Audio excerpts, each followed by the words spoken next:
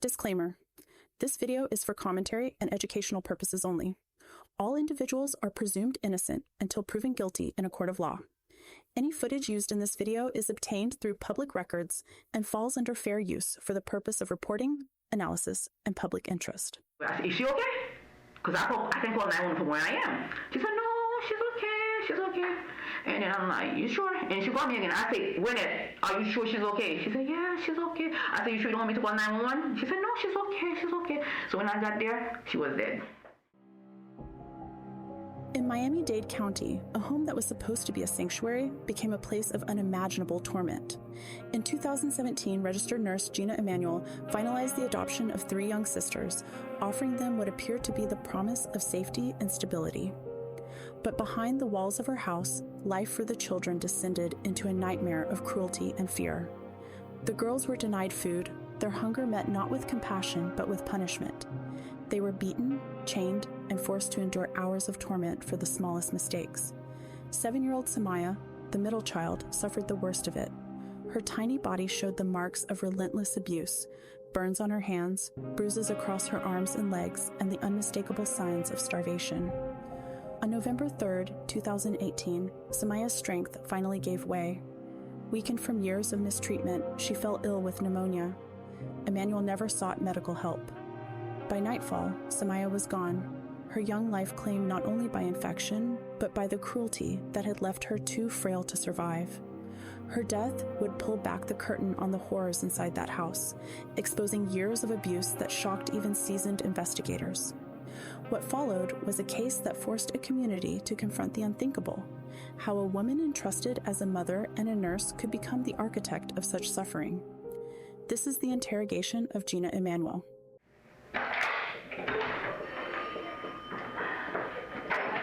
You sure you don't want no coffee? I don't drink coffee. You don't drink coffee? It's the best thing ever created. I know I love it, but I cannot drink it. Whenever I drink it, gives me happy taste. Oh, really? I have just water because it's so hot. Inside, So hot or cold? it's hot to me because I have on this jacket. Yeah. But I don't want to take my jacket off because somewhere I picked up a couple of pounds. I don't know where I picked them up from. Anyway. Extra space. Yeah.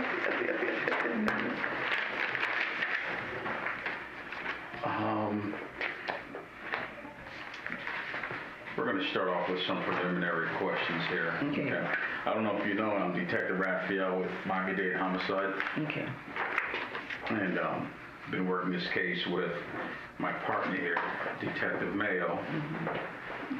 Detective Mitchell. Moore. I'm not mayor. I'm sorry. Yeah. So I just want to get some preliminary information about you. Okay. Okay? More. Raphael. Yes. What's your full name? Gina Emmanuel. And that's G-I-N-A? Gina. What's your middle name? No middle name. Okay.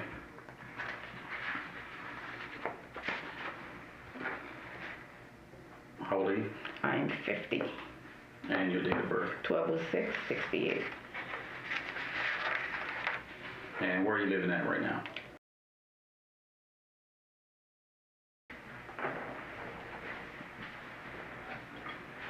Is there an apartment or Apartment 13101. 13101. 101. And that's Aventura, right? It's Miami Dade. All right. In the nest of Aventura. What's your zip code over there? 33180. 80? Mm-hmm.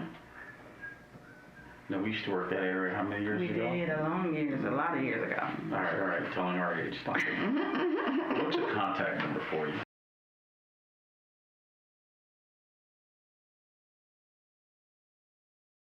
Years. And this is your cell phone? That's the only contact. My cell phone. You don't have a home number or a business number? Mm-hmm. Okay. And where are you employed at this moment? I work for Florida Blue, the insurance company. Florida Blue. How long have you been working there? 4 years.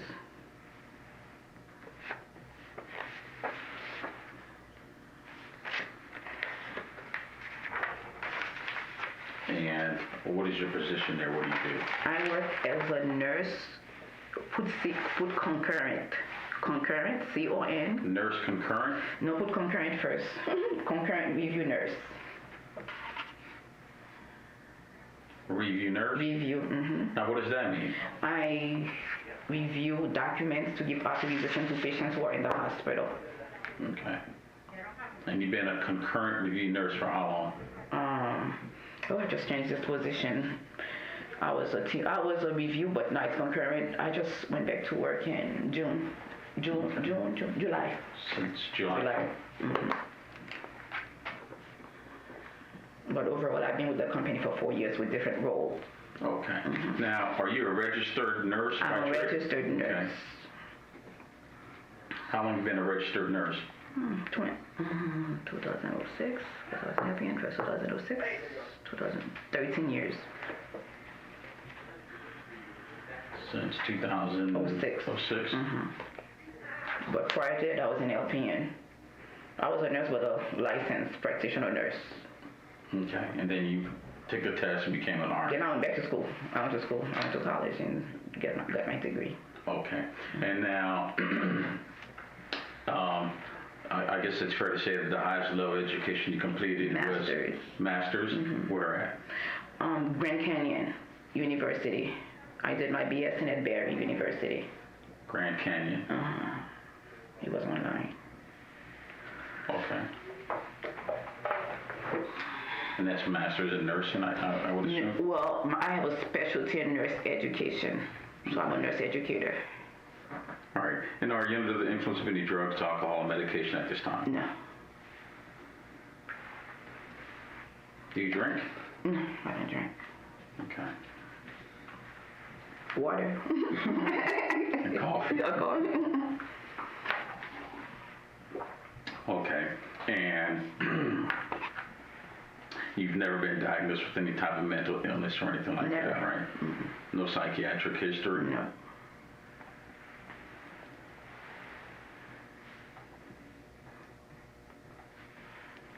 Okay. So today we're conducting an investigation, obviously in the ongoing investigation revolving the death of Samaya.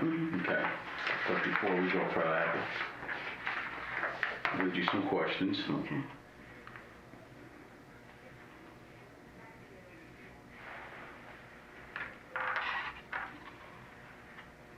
When this incident occurred, I don't think I met you. I think you may have spoken to another partner of mine.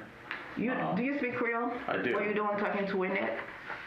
Raynette, yes. Okay, because I know I heard your voice on the phone. Okay. That's that Barry White voice. Uh-huh. Don't worry about it. I said Barry White voice. No, the time you called him to come, that, whatever you said. I was around when you said that. Okay.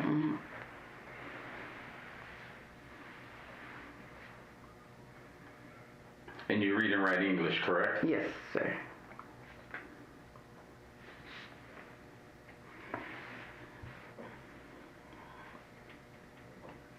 All right, can you slide over?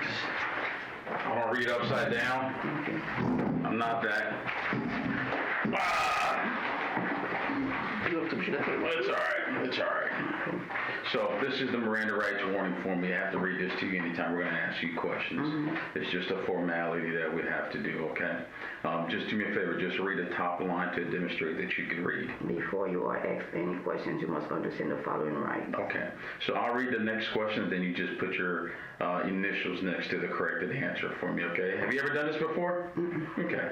You've never been arrested before? No. Okay, so this is just a formality that we do to anyone that we question regarding an ongoing investigation. Okay? All right, so number one says, What is Miranda warning?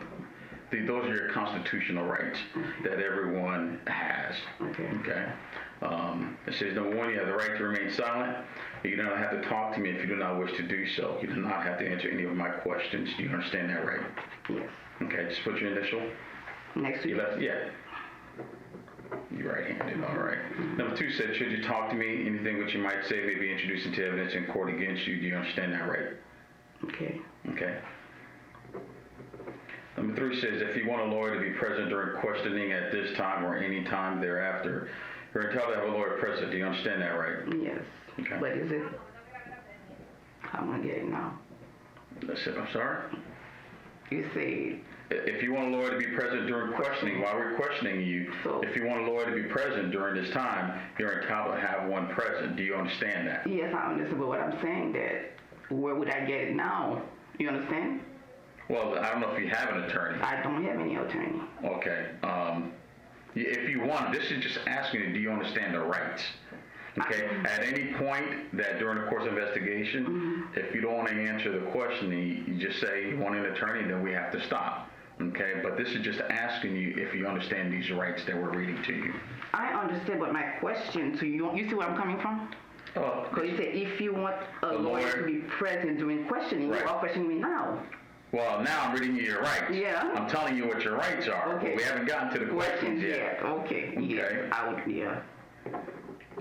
It's just asking you if you understand these. These are all your rights that Okay. that I got to read to you. To me. It's asking you, do you understand them? Okay. Okay. So when we get to questioning you, if at any point that you want a lawyer to be here with you, okay, you can say, I want a lawyer. So if you have one, okay, then you are more than free to call them. Okay. Okay. But if you don't have one, and it's your choice. Okay. We'll have to terminate the investigation or terminate the questioning, and then Till I at get some point you can get one. Okay. Okay.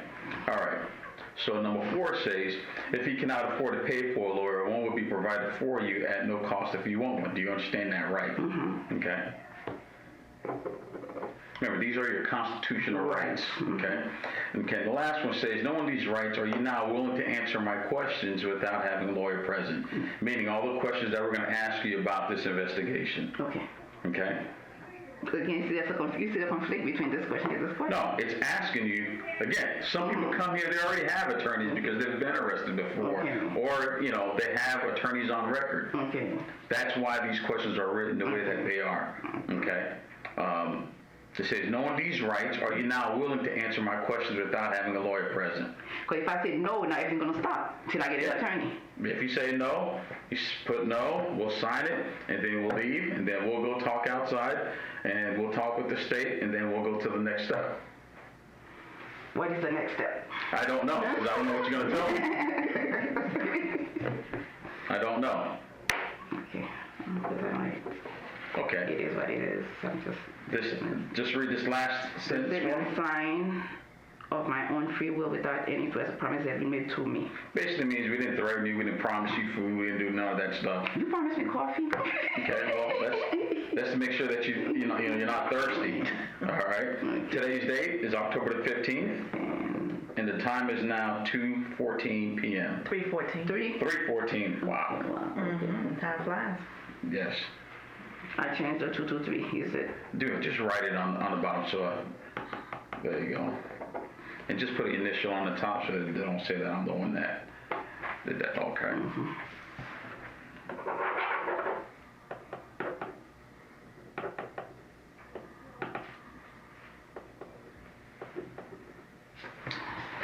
Good.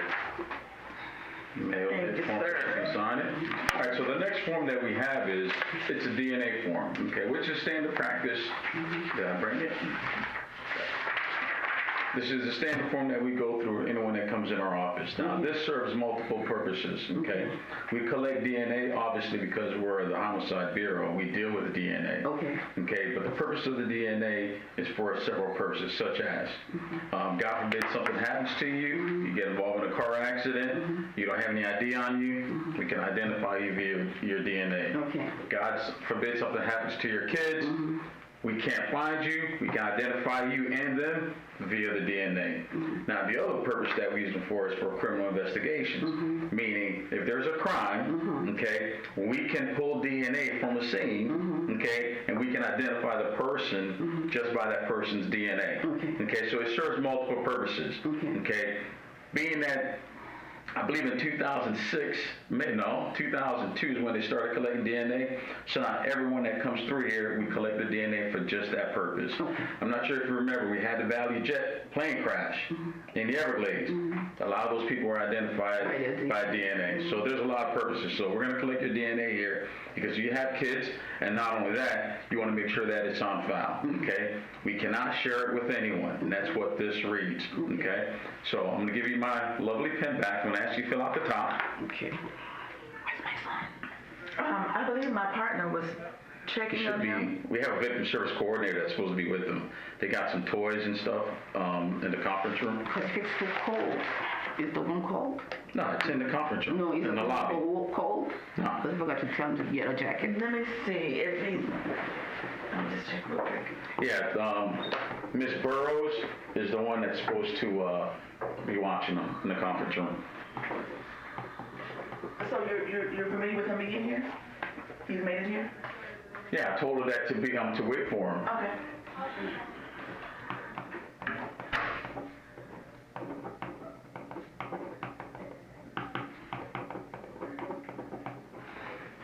Were you born in Haiti? I was born and raised here. And raised here, okay. So, what high school did you go to? I went to Miami Central. Oh, I won't hold that against you. Why? Because I'm right. Central, I don't know. What are you talking about Central? No, it's because I'm a nurse. I used to write good. It's because I'm a nurse now. It's all right. You have to take notes very fast because I went to school the whole Listen, time. you see all this junk, that's what we do. You went to Central too? No. Okay. That's why I don't write like that. No, I went to Norland. No. Norland, that's a top school. I worked there. Did you really? What year? I worked there,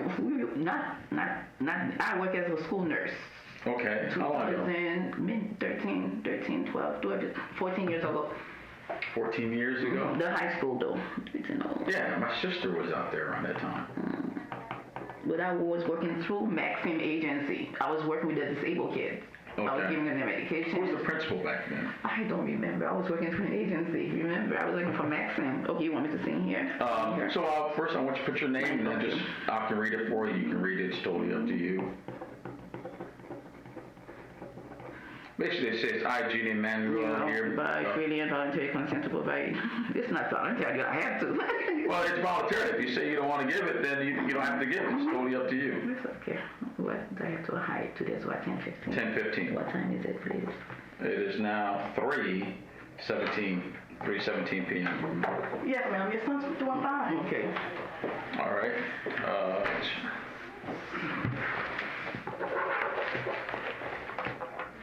Thank you. I understand. I am a mother.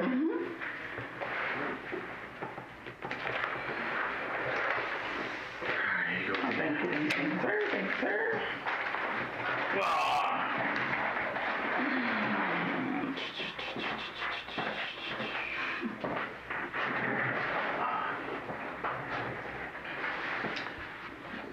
So, I could have come here.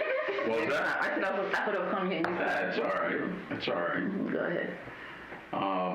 So I'm gonna have. So what we do is afterwards we'll have crime scene come by and just swab her. Okay. Okay. No problem. No problem. Can I have the Miranda so I can take down my notes? Thank you. So I'm gonna let my partner start off with the questioning, Okay. and then I'll come in afterwards. Okay, and then I'll interject as need be. Okay. All right. So, Miss Emanuel, speaking with you for a little while on the ride over, just so you know, Detective Moore. I know we were talking a lot. But I didn't get that name before. Yes, Detective Moore. I was wondering when my partner Detective Raphael was talking to you. You said you're a registered nurse and you have your master's degree from Grand Canyon University. So altogether, how much nursing experience do you have? Because I know you said you were LPN for a while. From 94 to now, 25. No, let's say Joan is 25, 24. 24 years altogether. How long were you at LPN for? 10 years. 10 years. And what type of duties would you have to perform as an LPN? I was doing all aspects of nursing. Okay. I was doing everything from pediatrics to elderly care. Okay. And when you say everything, all type of nursing, what do you mean? Like, what would you do with the drawing blood? What would you do? I did that too. For example, I used to work with the Miami cerebral palsy. Cerebral palsy? Miami cerebral palsy, the disabled children. Okay. I work in a nursing home, and I work in a hospital through Maxim. Through Maxim? Maxim. It was an agency. Agency. Yeah. Okay. And you said there would be anything from pediatric to elderly. And about how long were you doing that for? Like what years? Do you remember? But I stopped doing that till 2014, because even though when I was doing home health with the other agency, I was still seeing kids, I was still seeing adults. Okay. When I was doing home health. You were with home And I was working for the school health. Okay. Where I was working for the school health in 2013. And what school 2013, health? 14. Miami Dade. Miami Dade. Yeah. I'm not sure what that is. School health is when you go to the school. I told you I was working for Norland. Right. Yeah, it was not for the school health. It was not for the state. I was working for the state. I was working for Maxim to Norland. But when I was working for the state, I was like going to different schools, doing their BMIs, checking their immunizations. You understand what I'm saying? Okay. Sending letters, making sure that the schools were compliant with everything. Okay. Yeah.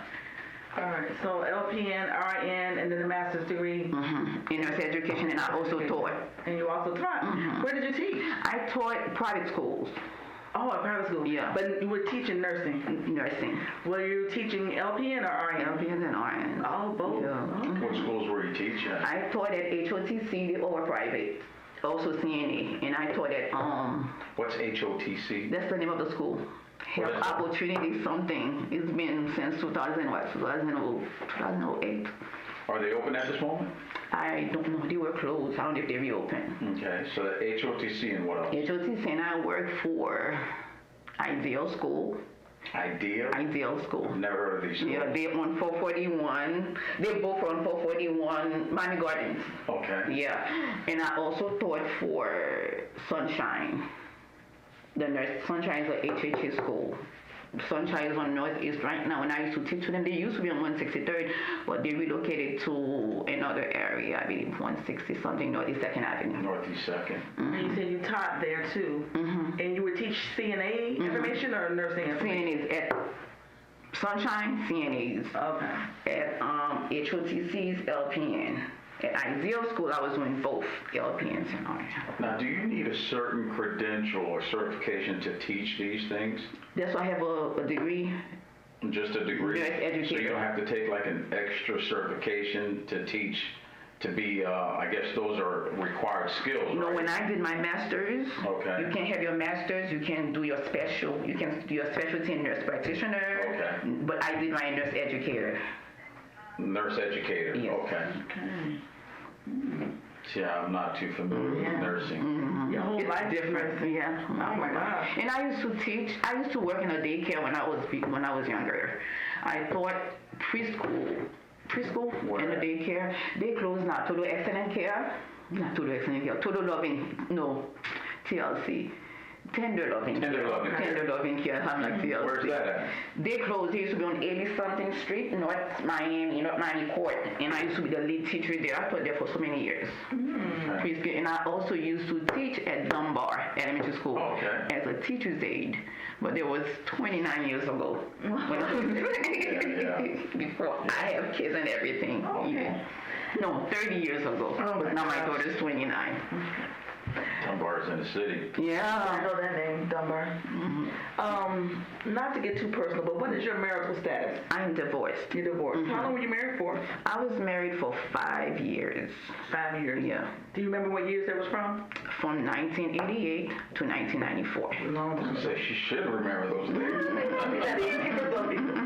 So you were married for 5 years. Are you currently in a relationship with anyone now? You don't have any type of boyfriend at this time? Okay. No boyfriend, no side piece, no slider, none of that? Nothing. Okay. When were you originally first licensed as a LPN? You told me 1994? 1995. 1995. And then you became 95. 96. Wait. Because I finished the course in 95 and I took the exam in 96. I was going to say, because you became a registered nurse in 2006. But I was in LPN first. I was a licensed practical nurse. Right, so I was going to say, so for 10 years, I would put it at 1996, yeah. Gotcha. And you said with your training, you got a master's degree from Granny? Grand Canyon. Grand Canyon. Granny is the highway that we just came from. School board. Do you have to complete any type of continuing education for that degree that you have? Every year. I mean, every 2 years. Well, every year, yes, but every 2 years when we are renewing our license. So you have to renew your license every 2 years, yes. As a registered nurse? As a registered nurse. Okay. Who do you go to renew those licenses? I go to Sunshine. I go to that Sunshine, the school that I used to teach at. It's also so I can do my credentials there. I can do my CE, they call them CEUs there. Okay. Yeah. And when you would do your recertifications, what type of things are they showing you at that time? Do you have to do everything over? Like, do you have to take blood again? Do you have No, you don't do it. It's just like paperwork. You don't do blood. Okay. You don't do no hands-on. You just do paperwork. Like, for example, you have to do, it depends. Every year, whatever they add on, you have to do it. You know, it's like some courses. Okay. It's not some certifications. You just do it. Yeah. Is there a test at the end of the certification? Okay.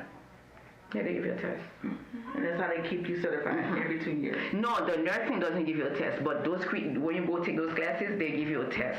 Okay. And then that's why they can validate it. And then so they send all those papers to the state board, and the state board will renew the license. Okay. So it's through the state, Yes, ma'am. basically. Okay. And you worked as a nurse at, I know you told me you were working as a nurse with Baptist, I believe you told me. Yeah, I went to doctor's hospital, but through Maxim Okay, through Maxim, which is that agency? agency. And what does the agency Maxim do? Like, they find a Maxim job? has a contract with them, and we nurses, we registered with them, and whatever there are needs, they send us. Okay. So it's kind of like a traveling nurse. I would not say that, but kind of, yes. Okay. But traveling, when you say traveling nurse, you're going to think that I'm going to leave here, going to another. That's how we describe traveling nurse, like leaving here, going to another state. Okay. But here is just like home health. I mean, a home health nurse, that's how we call us. Okay. So through Maxim, they will find you places that would need home health services, or what would they find? Nursing. It doesn't have to be home. We call it home health nurses, meaning that you can go home, you can go to the hospital. So home health means you can either work overtime. I'm just trying to think of what I think. If you have if there's a need and you want to work on a weekend or Saturday or Sunday, you can go through Maxim and they can send you to Baptist or any hospital. Or? Yeah, any hospital. So if you had a babysitter for your son, I know you have an adult son, you could just pick up a phone and call Maxim and they'll find you a job to work as a nurse? No, what I used to do with Maxim, I give them my schedule, my availability. Okay. You know, because I used to work for them Sunday to Thursday. Okay. So they know Sunday to Thursday, whatever it needs, and I give them the shift. Because, you know, I was homeschooling them. I wanted to be home in the morning. So I was like working between like 11 to 7 or 3 to 11, night shift, where I can be with them in the daytime. And when you say you wanted to be with them, who are we talking about? My 2 kids. Your 2 kids? My 2 adult children now. Okay. And what are their names? I don't know what to be. Naisha. Do we have that? You can tell me. Naisha, how do you spell that? Nay.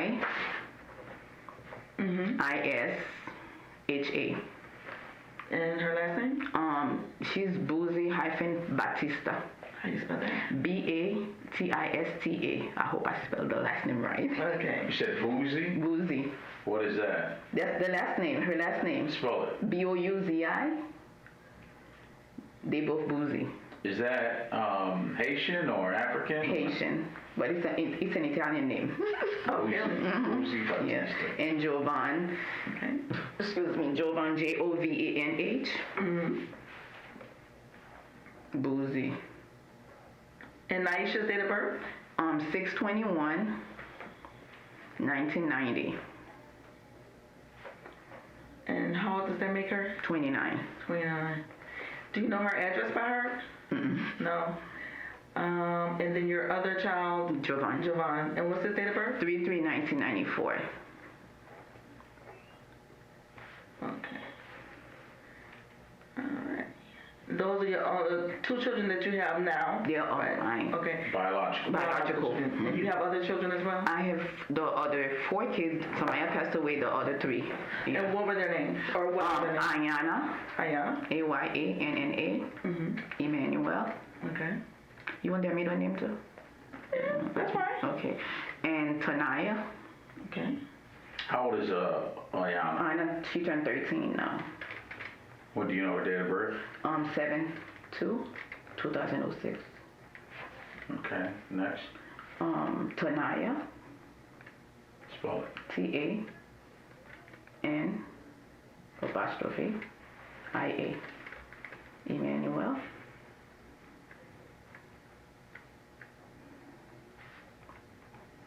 How old is she?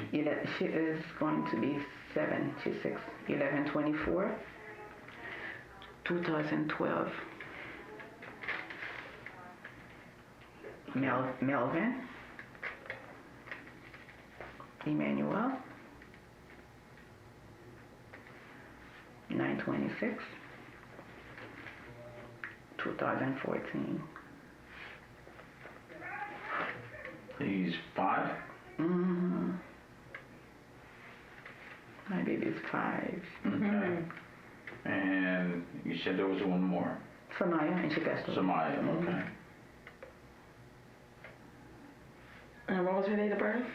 Samaya's 9/2/2011.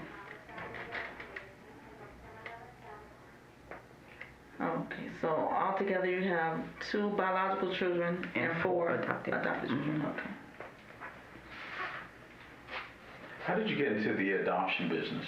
Okay, there was a time the CF was running out of shelters. So they called me because I have a group home. So they called me because I didn't have any clients in the group home. So they called me, they were asking me if I wanted to accept them. And I'm like, okay, no problem. So they were bringing them, they were coming, and they were the last group. When they become for adoption, and they were with me like for 2014, especially Papa, Melvin. Melvin was like 2 months when Melvin walked in. I'm like, I'll adopt them because they've already been with me, and then we already have the bonding and stuff like that, and we, we love each other. So I said, okay, I'll take them, and that's why I had to move to go where I am. You understand what I'm saying? Mm-hmm. To accommodate them more space because I could have stayed at the group home. Now you said that you had a group home, Mm-hmm. right? Mm-hmm. So what was the name? Is there a name? Total Excellent. It's Total what? Total Excellent Care. And how long have you had that group home? Since 2004. It's been... Are you the sole owner of the group home? Yes, sir. And what's the address of that group home?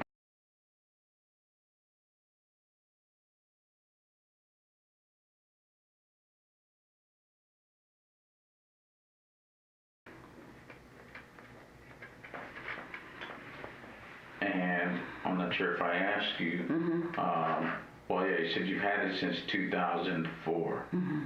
And in the group home, do you basically care for kids, adults, combination of both? The group home really specified to do patient with disability. The main reason I opened the group because of Javon. I said, if anything happened to me, Javon will have a place to stay. But now they said, no, he cannot go to the group home. You understand what I'm saying? So meantime, when I didn't have any clients, DCF and APD, they like two sisters. Today they're together, tomorrow they are fighting. So in the course they were together, DCF was looking for shelter. So I was able to accommodate them to come to my house. And I had like a lot of groups. All 4 of them, or just? No, I had several groups. They were the last group that came. I had a lot of kids that came to the house. Approximately how many kids? Every time I have 6 kids, I have total, I say 18. No, 18 kids. Because I have the first 6, because always 6. They always come in 6. Mm-hmm. And they leave, and then the other 6 came.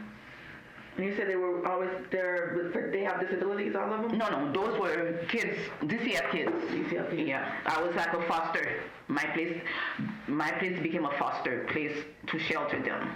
Okay. Mm-hmm. So a total of 18 kids overall in the group home? Not all together. No, but different times? Yeah, different times, yeah. Total, we cared for 18. Do you remember any of their names? Do you keep in touch with any of them, or? No. Do you remember any of their names? Or I remember their names, but some of them were like, the first group came from all the way to New Jersey, and they had to go back. They came down, stayed with you for a little while, and they all. They didn't come to stay with me. They came with their mother, and then something happened. So the CF took them, and then the father, when he heard, he came down and got them. Okay. Yeah. So about how long did you keep them? The first group was there for not too long, for like 2 or 3 weeks. Okay. But the second group was there for, I'd say, 1 year. Okay. And there's another group that was here for like 5 months. I remember Mace, they live down south. Okay. And Homestead. I remember Mae's name and the their last name is Rizzo. Rizzo. It's Michael Rizzo. Michael Rizzo. What's the other guy? I forgot his name. And then the other two, I had Mace, the Rizzos, and I had Alex. Those were brothers. Rizzo, I forgot his name. Can you imagine that? He was like my little baby. He was so smart. And they're still writing to me. Rizzo. But they were two. Rizzo were their last name. 3 brothers. They always come siblings for years. Well, let me ask you a question. I don't mean to take over. No. So, to be a foster parent, okay? Just explain that process to me. Let's say today I wake up and I'm like, all right, I want to be a foster mom. What's the first thing I got to do? I was not a foster parent. Let's get back. Okay. I was not a So I became one. Right, you became one. Yes, I became one when I wanted to adopt those kids. I went to the class, but I didn't have to be a foster because I have a group home. Okay. Okay. So, all right. So let me ask you this. Sorry to cut you off. That's okay. But as being an owner of a group home, I guess you're part of a database that DCF can call if they need space. Yes. Okay. Okay. All right. So basically, I guess that's part of the agreement for having a group home. No. Part of the agreement with APD. Okay. Not with us. Okay. And what's ABD? APD is the what do you call this? The agency for people with disability. Okay. So do you know what the agency was? How does it? Is it APD? APD. Yeah. APD. Agency for People with Disabilities. Okay. So originally you bought the group home to make sure that your son would have someplace to go. I converted the house for him because that's where he lived there. He was almost born there. We moved in there for when he was like 2 years. So this is his home. Okay. You understand? And I know he doesn't like changes. So as I was, because you never know what may happen to you. I say, if I drop dead, I don't want him to go to nobody's house. You understand? For him to be here. Right here at his house. Okay. So that was your home at first. You made it into like a group home. And for your son to have a place to go. To stay, not to move, because he doesn't like changes. And then somehow that changed into you becoming a foster parent. So when did that happen? Like, when did you start having a foster kid? The first step came in June 2014. June 2014, yeah. And they came in 6, a pair of 6? They come in 6. I had 6 beds, but they were not all siblings. Some of them were, you understand what I'm saying? The first one came 2004 June, and they left the same June. And they left in June? The same June. Because the father came and got them? Yeah, and the second set came June, or end of June. As they were leaving, they were coming. They came in June, and then the other came in July. Okay. Because when those 3 were leaving, and those 3 were coming. Now, don't you get like emotionally attached or connected with these kids? That's the thing, yeah. Very. And that's why I didn't want to let those 4 go. And I'm like, even though Maya was not living with me because I didn't have room, and I'm like, let's keep them together. Because she was visiting every week with the mother. Okay. And then when we built this attachment, I was doing everything for her. Like what she was, I was doing everything for her. Buying her clothes when I buy for the kids, I buy for her, So that's why, of course, like the first step, they're still in my heart. Oh, yeah. I got you. Okay. And let me just ask you, and what was the criteria for you to be able to foster kids? At the first, I didn't need any criteria because I'm already a group home owner. But when I was getting ready to adopt them, I went into the test. Okay. I went to the foster adoption. What does that class entail? It tells you how to you know, what the expectations of you and the children. You understand what I'm saying? How to make them, you know, safe, to provide them with a safe environment, to care for them. You understand what I'm saying? And they're gonna tell you, they'll tell you everything. You understand? But do you guys go together, or you go at you know, different times? What do we do, guys? You know, when you're saying that you go to these classes, do you go alone, or do these kids go with you to create that bond? No, I was going by myself, but I will take Ayana sometimes with me. Okay. Yeah. Okay. All right. Would you like some more water? You want me to fill that up for you? No, I'm cold. Good? My bladder too. I'm sitting with my bladder here. Are you need to use the bathroom? That's okay. Okay, listen. I'll do it later. I'll do it later. I'm just cold.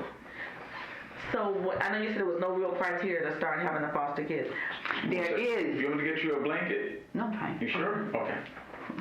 There is criteria to be a foster parent. But the fact that I have a group home, That was all you needed. Exactly. And that kind of like grandfathered you into. exactly. So, Okay. right? Yeah. All right. So, and then you said you ended up taking a course once you wanted to adopt the children. Exactly. And how long was the course? Do you recall? The course was, I think, 6 weeks. A 6-week course. Yes, 6 weeks. Wow. We go every Thursday. Okay. Did they give you some type of certification? Yes. Or? Yes. And then after you got certified, after the 6-week course, did you have to keep it up to date, or No. did you have to ever go back to recertify? If I were a foster, I don't think so, because once you have it, they could have sent me an email. They haven't sent anything. Okay. All right. Okay. 6 weeks. All right. And then once you got, I know you said 6 kids came, 6 kids left, and then the last group of kids that you have are the ones that you adopted? Yes, ma'am. The 4 children? Okay. And when you adopted those children, were you still working with other patients, or was that all that you kept? When adopted in this one, remember I told you I had surgery 2014? I was already working from home. Okay.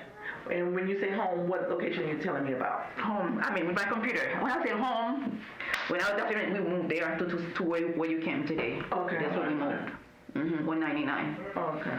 Yeah. So you were still living in the home with the children, but still working at the other home? At the group home. No, we were at the group home, because remember when they were still, before adoption, they were still Assigned to the group home. They were still assigned to the group home. They were the group home clients. You know, that's what I'm saying. They were not mine, so I could not move. So as soon as the adoption, I had to get the place before the adoption, because they had to come to inspect the place.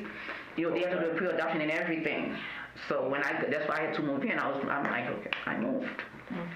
Okay, so let me ask you a question. And again, you know, I'm not very well versed with this whole adoption and this whole process. Go ahead. So the question is to educate me. So being a foster parent, okay, now you took the test and now you adopted them, right? Well, let's go back before the adoption. They're assigned to the group home. Or is the state or someone paying you to make sure that these kids are fed? They were paying. Okay. And were they paying you by each child or as a group? Each child. They were What do paying. you say is the average? They were paying $3,000 every month for each child. $3,000 every month? Because I had one that had problem, they were paying $4,000. Really? Yeah. And that's to make sure that they got food and clothes. Everything. Okay.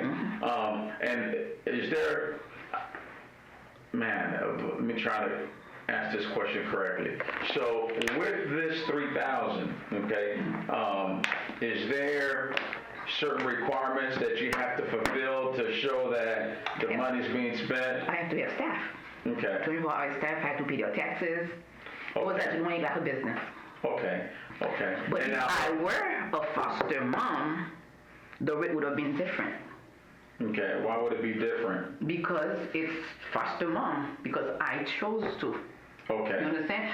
But because it's a business, so they were running like a business. If I were a Gotcha. foster home, they would have paid me like $400 something a month. Gotcha. Now, are you required to make sure that these kids are going to school and the whole 9 yards? Okay, so has all the kids that has been assigned to you, do they go to a certain school? They always went to school. Okay, and do they go to school within close proximity to where the group home is? Close to, and I had to pay private transportation for them. I chose to because Okay. you know, but they could have bought, but I paid private. I had to Listen, at $3,000 for each child a month, Yeah. you could have got yourself a school bus and hired your own driver. No, okay? But when you say 3,000, but when you say the cost that we have to go through, you understand what I'm saying? Yeah. And they were like breaking here, breaking that we have to do repairs and repairs, you understand what I'm saying? And then we have to feed them. Man, so you're saying $3,000 a month, and if you have 6 kids, $18,000 a month. There's not that much repair that's got to be done on a And monthly basis. you were paying 24 hours, $12 an hour. Nobody wants to work with kids. Nobody, you have to be very dedicated. Okay. You understand what I'm saying? Okay. You're in around the clock. Even though I'm here, I'm home, but I couldn't do it all by myself. They had to keep the house clean. They had to cook. And remember, I was just recovering from my surgery. You understand what I'm saying? And then appointments, I have to make myself available to hire somebody to drive me to take them to their appointments. Okay. You understand? And I also have to hire somebody to take them on the weekend to take them out. This is prior to adoption. Yeah, prior to adoption. Prior to adoption, because once you adopt, Before I adopted, I was driving. you was able to drive. No, when you were saying 3,000 for the money, I was telling you how we. You're itemizing. You itemize, yeah. Okay. Okay. And then after they were adopted, then you didn't have to drive them around any place. You didn't have to get any extra help, is what I'm trying to figure out. You still had to pay somebody 24 hours a day to watch Not 24 hours, but I need to go, like when I want to go out, if I have to go out, I will hire the babysitter too. I don't really hire babysitter. Javon's companion, I used to, pay her extra. I said just, watch them for me if I cannot take all of them out with me. You understand what I'm saying? But they were going out. We were going out. When you say we were going out, what do you mean? Where were you going? Like, what do you mean? Went to Busch Gardens, went to Orlando. We're going almost every. That weekend that she passed away is because I wanted to do, because I have a lot in Ocala, and I wanted to go see how you're saying the cost of living is expensive. So I bought it so many years ago, 2012, when I went, 2002, I didn't like the neighborhood. I said, let me go to see if I can build on it. When I went, there was the same place. That's why, it was one day. But, they were going to Busch Gardens almost every. Was it twice? Especially last month, twice a month. Okay. You was going to Busch Gardens twice a month? Yes. Because I bought a yearly pass. We had to use the pass. Wow. Okay. We had to use the pass. Okay. And you said, I know you were telling my partner that they had to go to school. They had to go to school, and the reason why I removed them from school, if you guys seen Samaya and Ayana, this is the same thing I did for my kids, because I did homeschooling for my kids. Okay, and my daughter graduated class valedictorian at Addison Academy. Okay, so Ayana was tonight calling me from Ayana school. Ayana was at a kindergarten level, and I kept going to the school and I asked them to test her. Maybe she has a learning disability when she was at Hubert, OCB. And they said, no, there's nothing wrong with Ayana. Ayana is just a wild child and stuff like that. So I kept going to different the counselors. First year she had always fighting, always.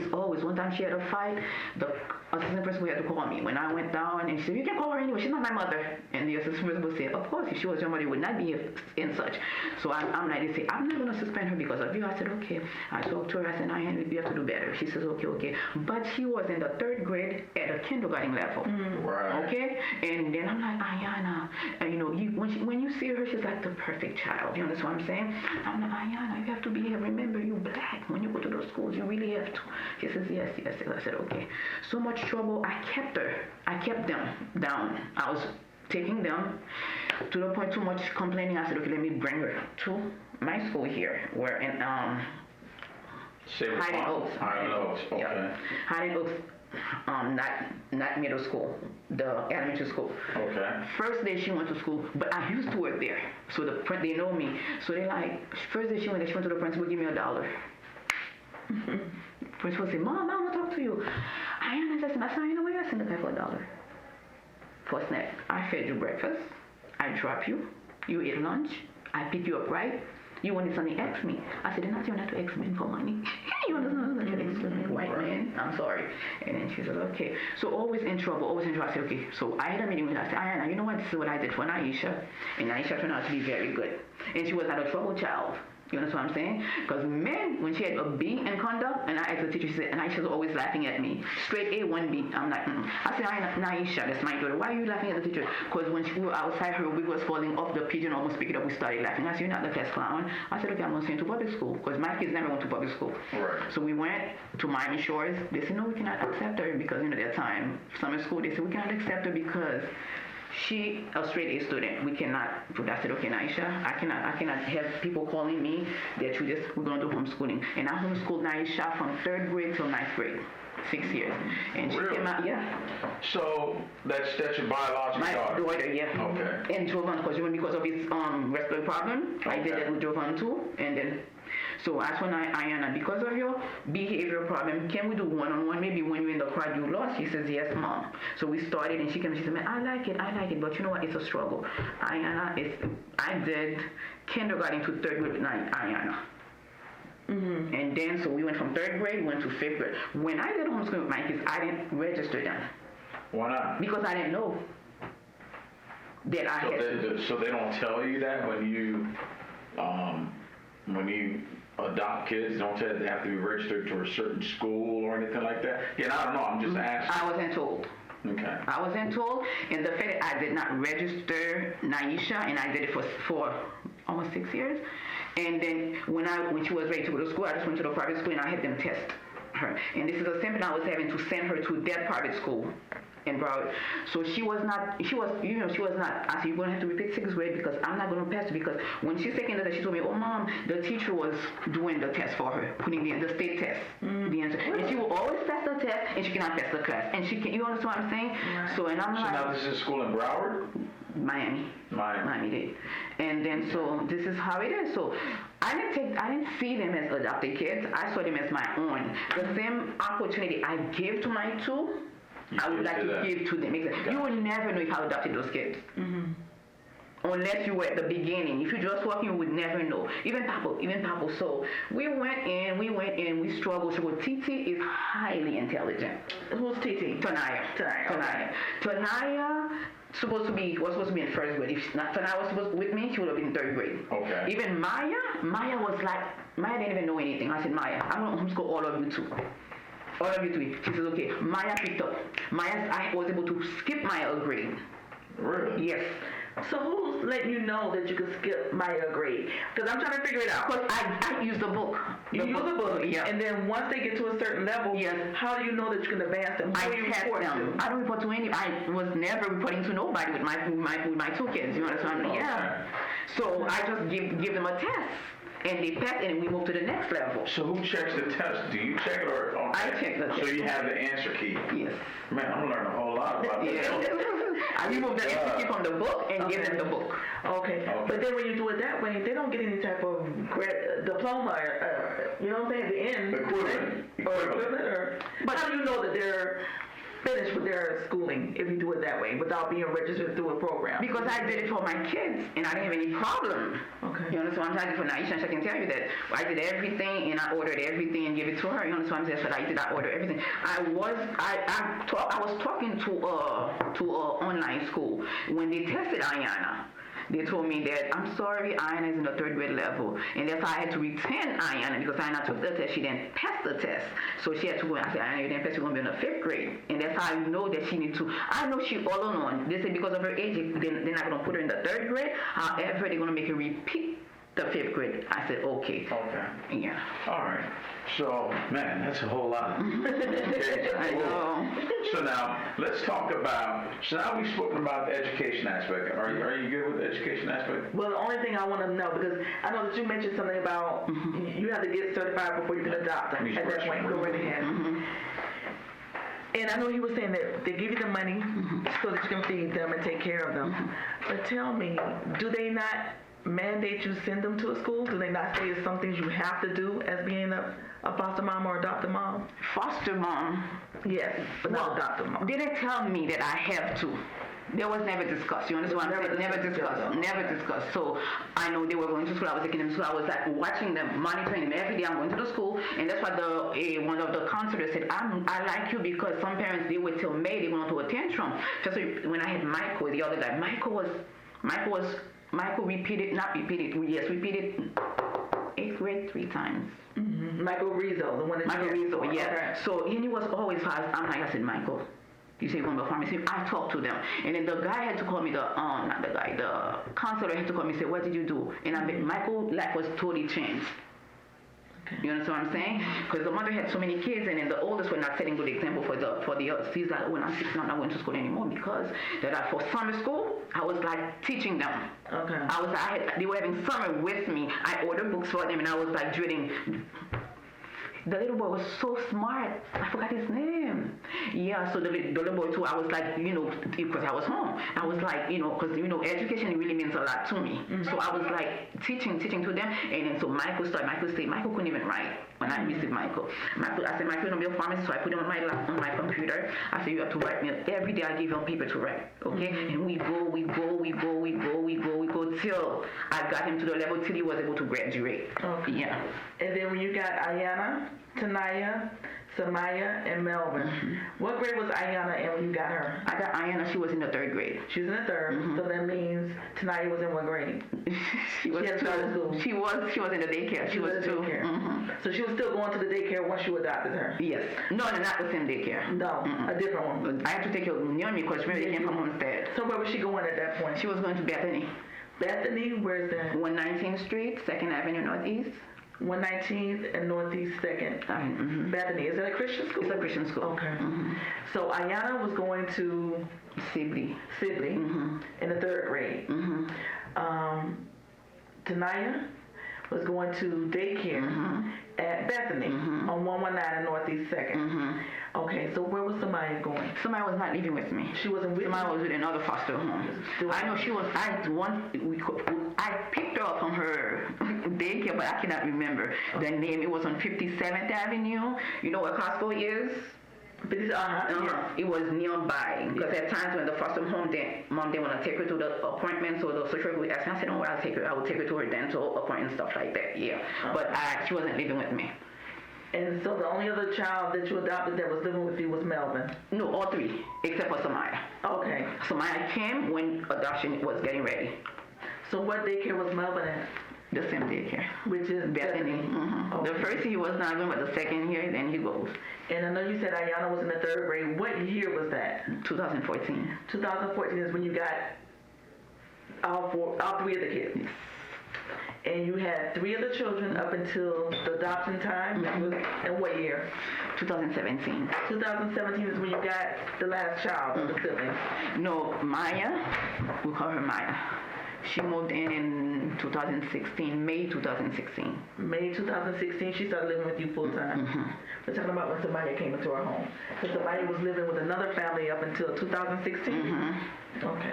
And then when she moved in with you in 2016, the adoption was finalized in 2017. Okay. Do you remember what month she came to you in 2016? May. And the adoption was finalized in what month in 2017? January 2017. And at the time when Samaya came and moved into your home, was she attending any type of school? She was going to Bethany. She was going to another daycare because Bethany didn't have any space. I had to take her to a daycare on 103rd Street. I forgot the name.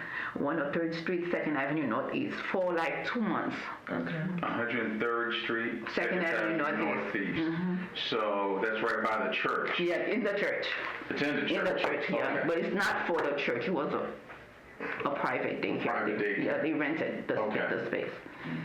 And the whole time that the children were staying with you and going to the daycare and to Hooper Sibley, you were still working at home, or how were the kids? I was working at home. Okay, so how would that work? How would that day go? They would go to their school and daycare. You would go to work in the daytime, or where would you be working? From the home? From the home. Okay, and the home we're talking about is the group home. Okay, so Because they were not adopted yet. they weren't adopted yet, and then you moved into where you live now. December 2016. 2016, as soon as you were gonna adopt them. Yes. Okay. And then what made you stop taking them to school again? Because of Ayanna's behavior, and she was not thriving. Okay. She was falling behind, and to me they were just doing like social. I don't know if you understand social promotion. They promote you because of your behavior, but you're not learning. Okay. That's what I feel they were doing. Plus, she was saying that, oh, they're doing my test when they're giving the state exam. So, oh, my teacher was behind me. She told me this, do this, and I'm like, Okay. because if you cannot make it, how you can pass the test if you're making straight Fs? And you said the way you would teach them is going through, like, speaking with an online school. Do you know the name of that online school you was getting reference to? I have it on my phone. You need your phone? It's been 2 years. Let me see if I have it. And with that company, you would just pretty much get ideas. I was getting ideas, correct. Okay. And I was going to enroll, but the fact that I see she was so behind. I'm sorry. Let's see. So,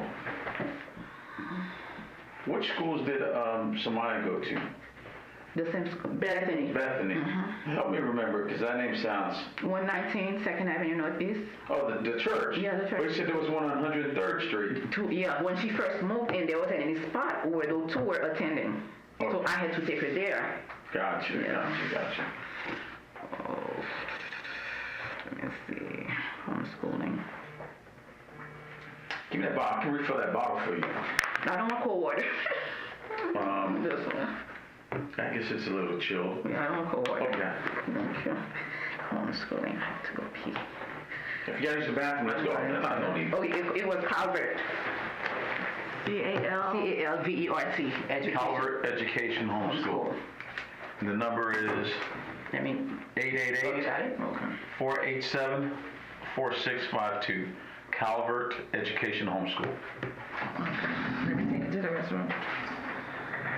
You take me? Yeah, I'll take it. So I can take my phone back outside. Oh, yeah. Yeah, we'll take it back now. You just leave it there, I guess he's saying. Yeah, we'll put it in the bag afterwards.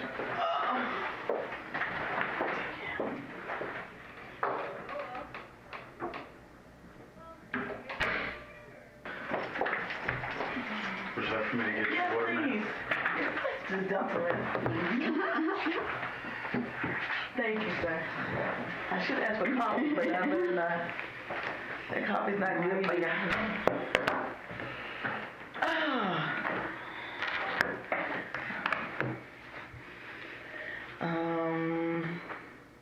Okay, so the part that I was just finding out about Calvert.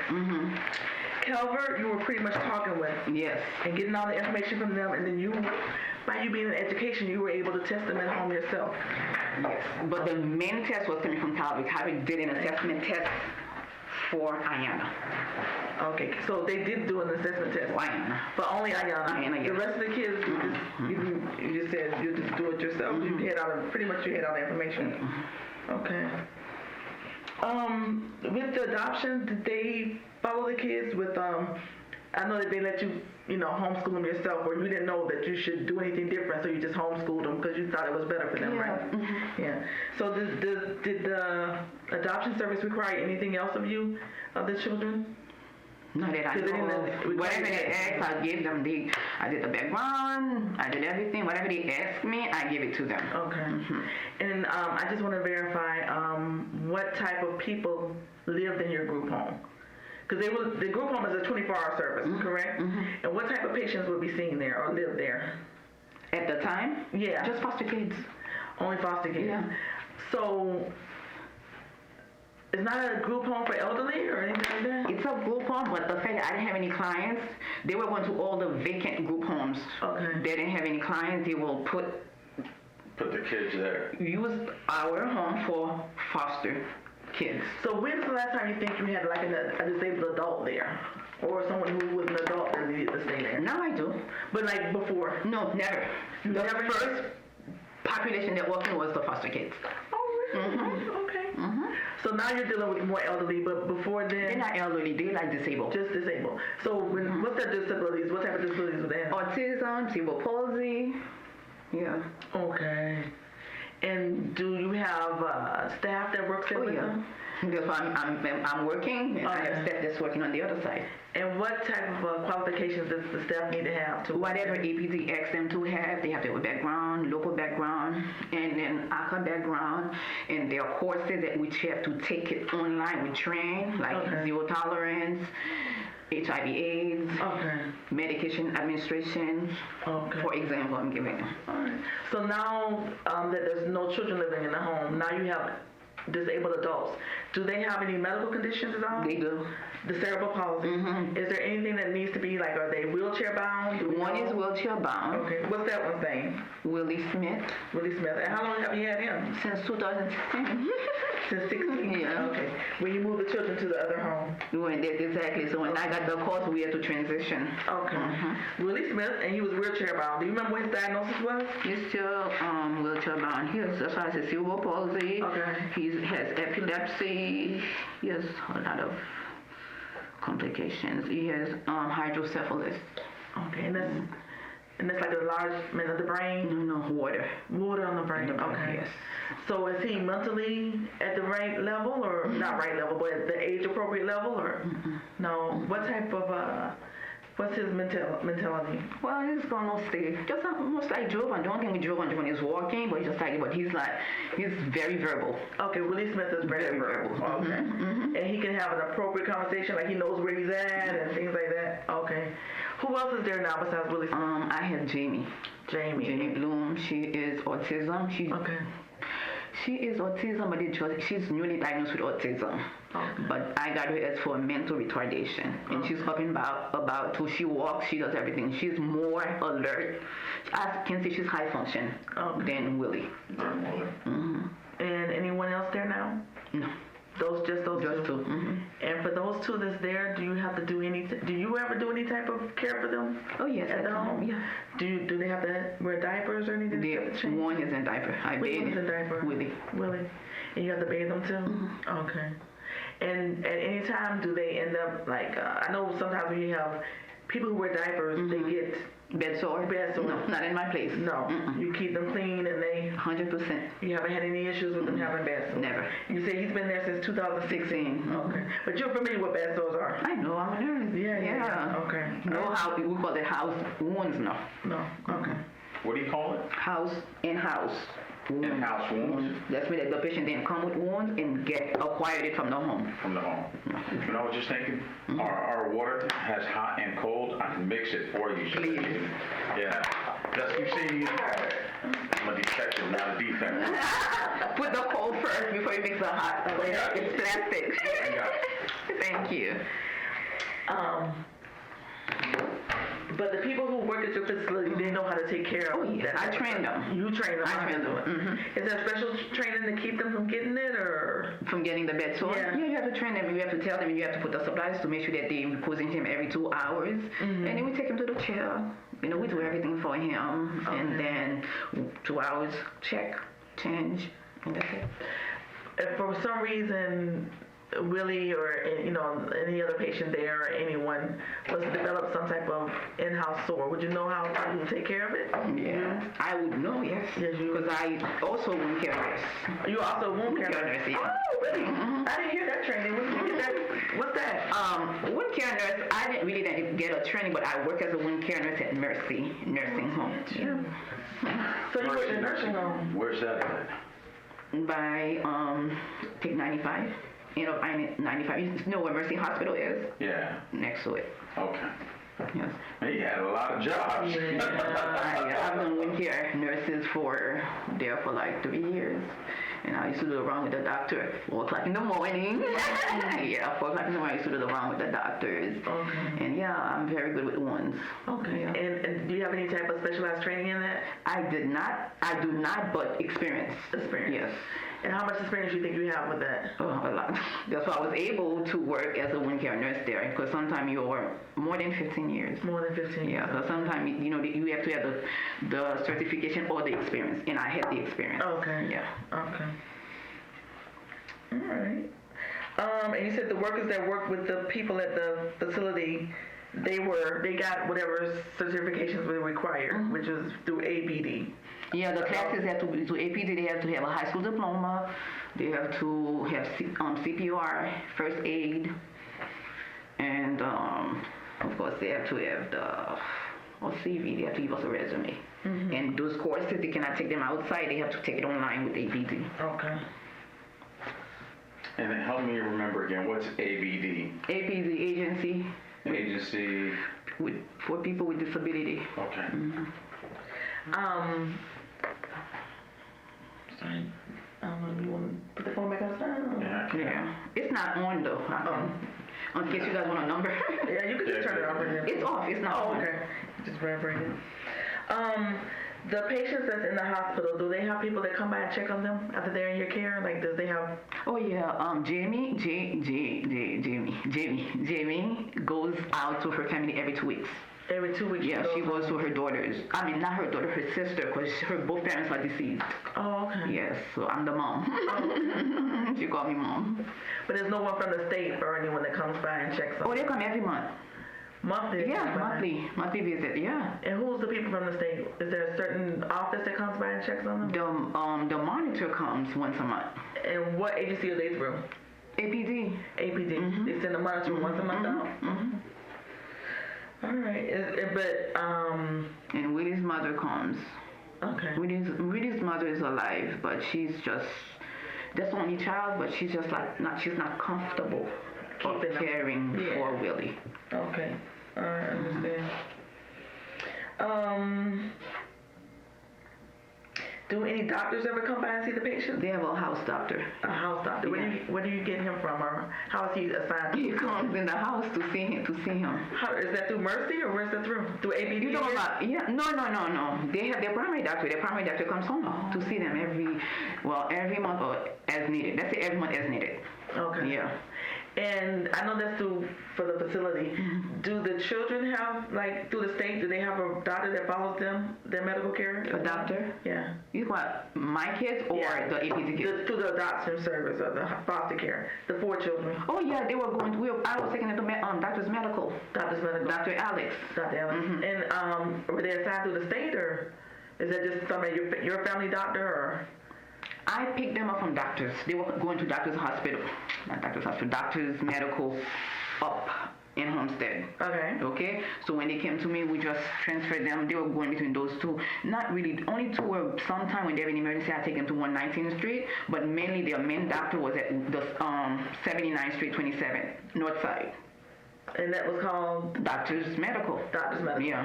And you said there's another one that you go to sometime that was? Because sometimes Papa's was running fever, he always have a virus. Melvin. Okay. I'm sorry. I got to figure you away, so Papa. When he first started daycare, he caught a virus. Okay. So when I took him to Dr. Alex, I said, how come he has a virus? I said, he started daycare.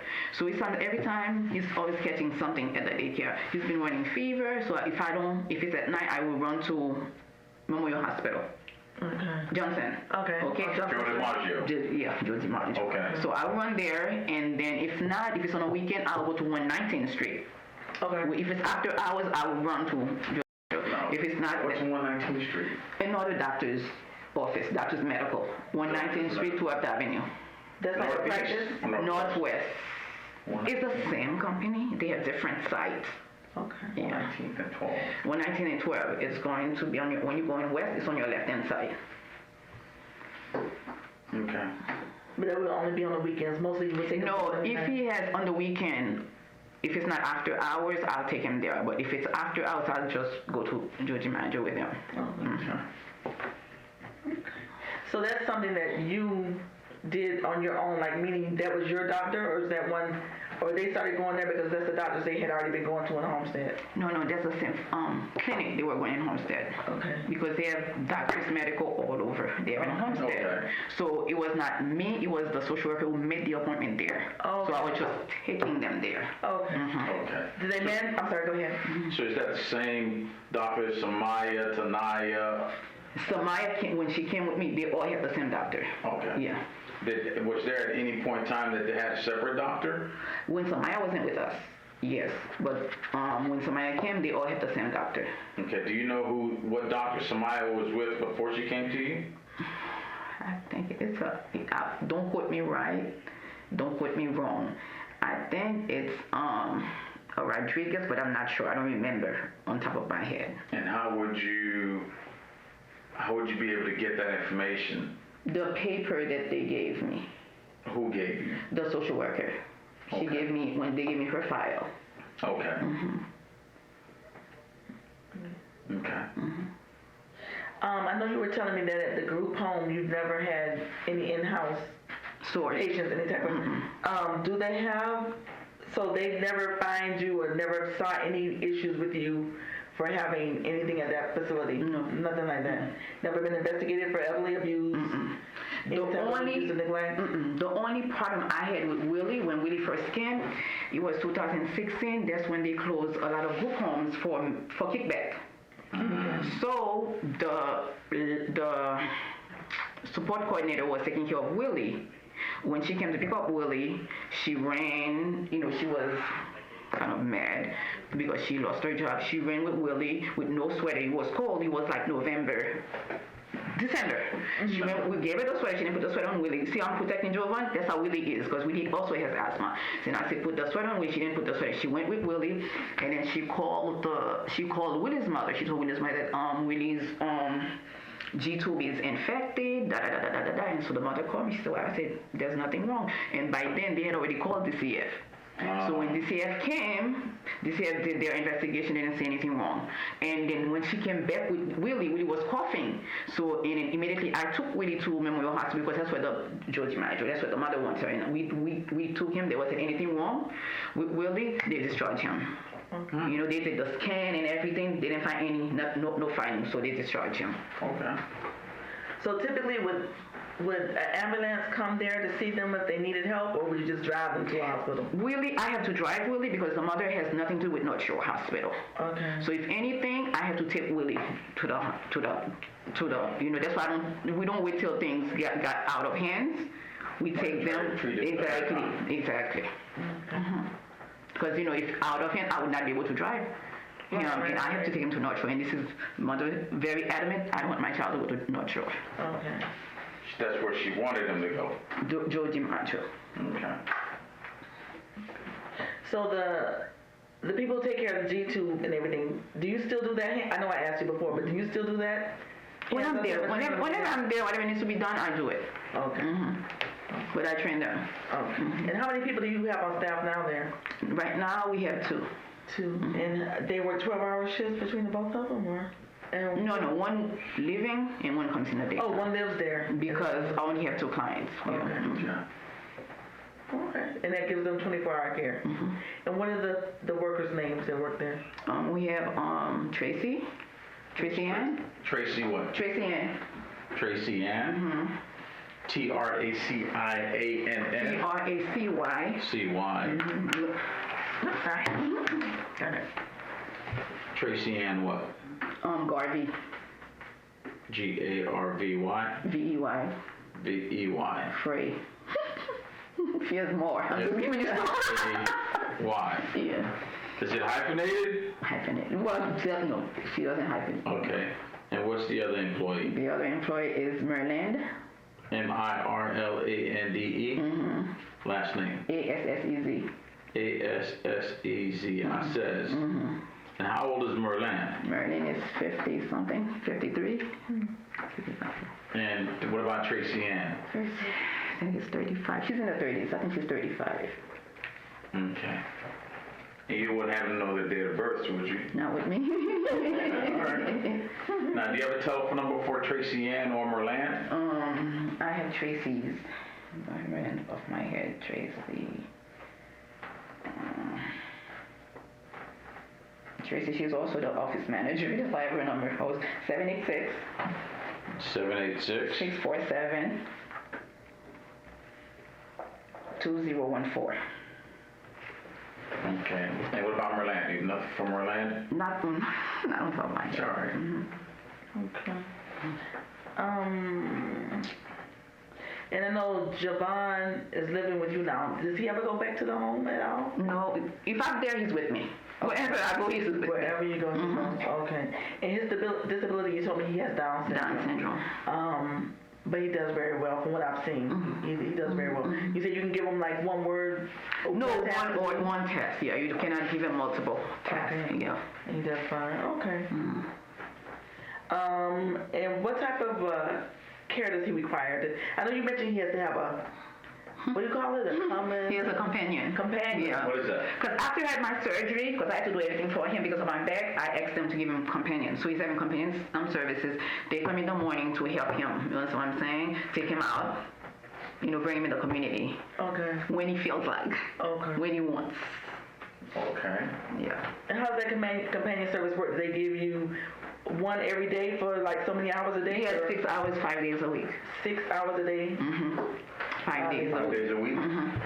And when they come over to help out, you said they take them for walks and things like that.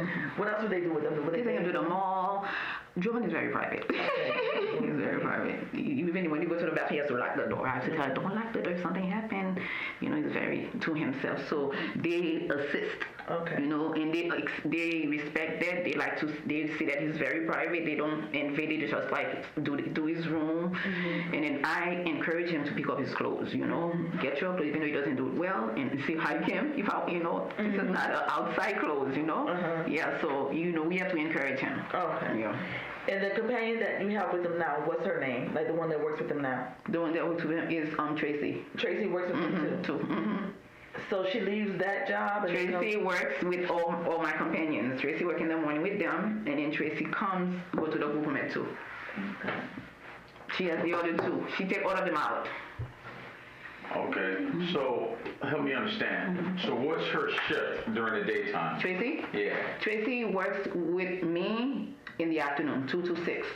Okay. In the morning, there's nobody home. Nobody at... Because Tracy is also their companion, she takes them in the community. Okay. Alright. So the companion service that they give to the home, they stay there in the morning time. Tracy stays there in the morning. Just a second. You can go back. In the morning, Tracy's not Javon's companion anymore. Okay. It's going to be this lady. Milan. Because I don't have enough hours, I work with them. So Tracy is the other, Milan is Javon in the morning. Okay. And with the companion, I know you mentioned that sometimes you would pay the companion a little extra money to watch your other 4 kids. On the weekend. On the weekends. So would you only need her on the weekends, or sometimes that she would help out during the week too? During the week sometimes.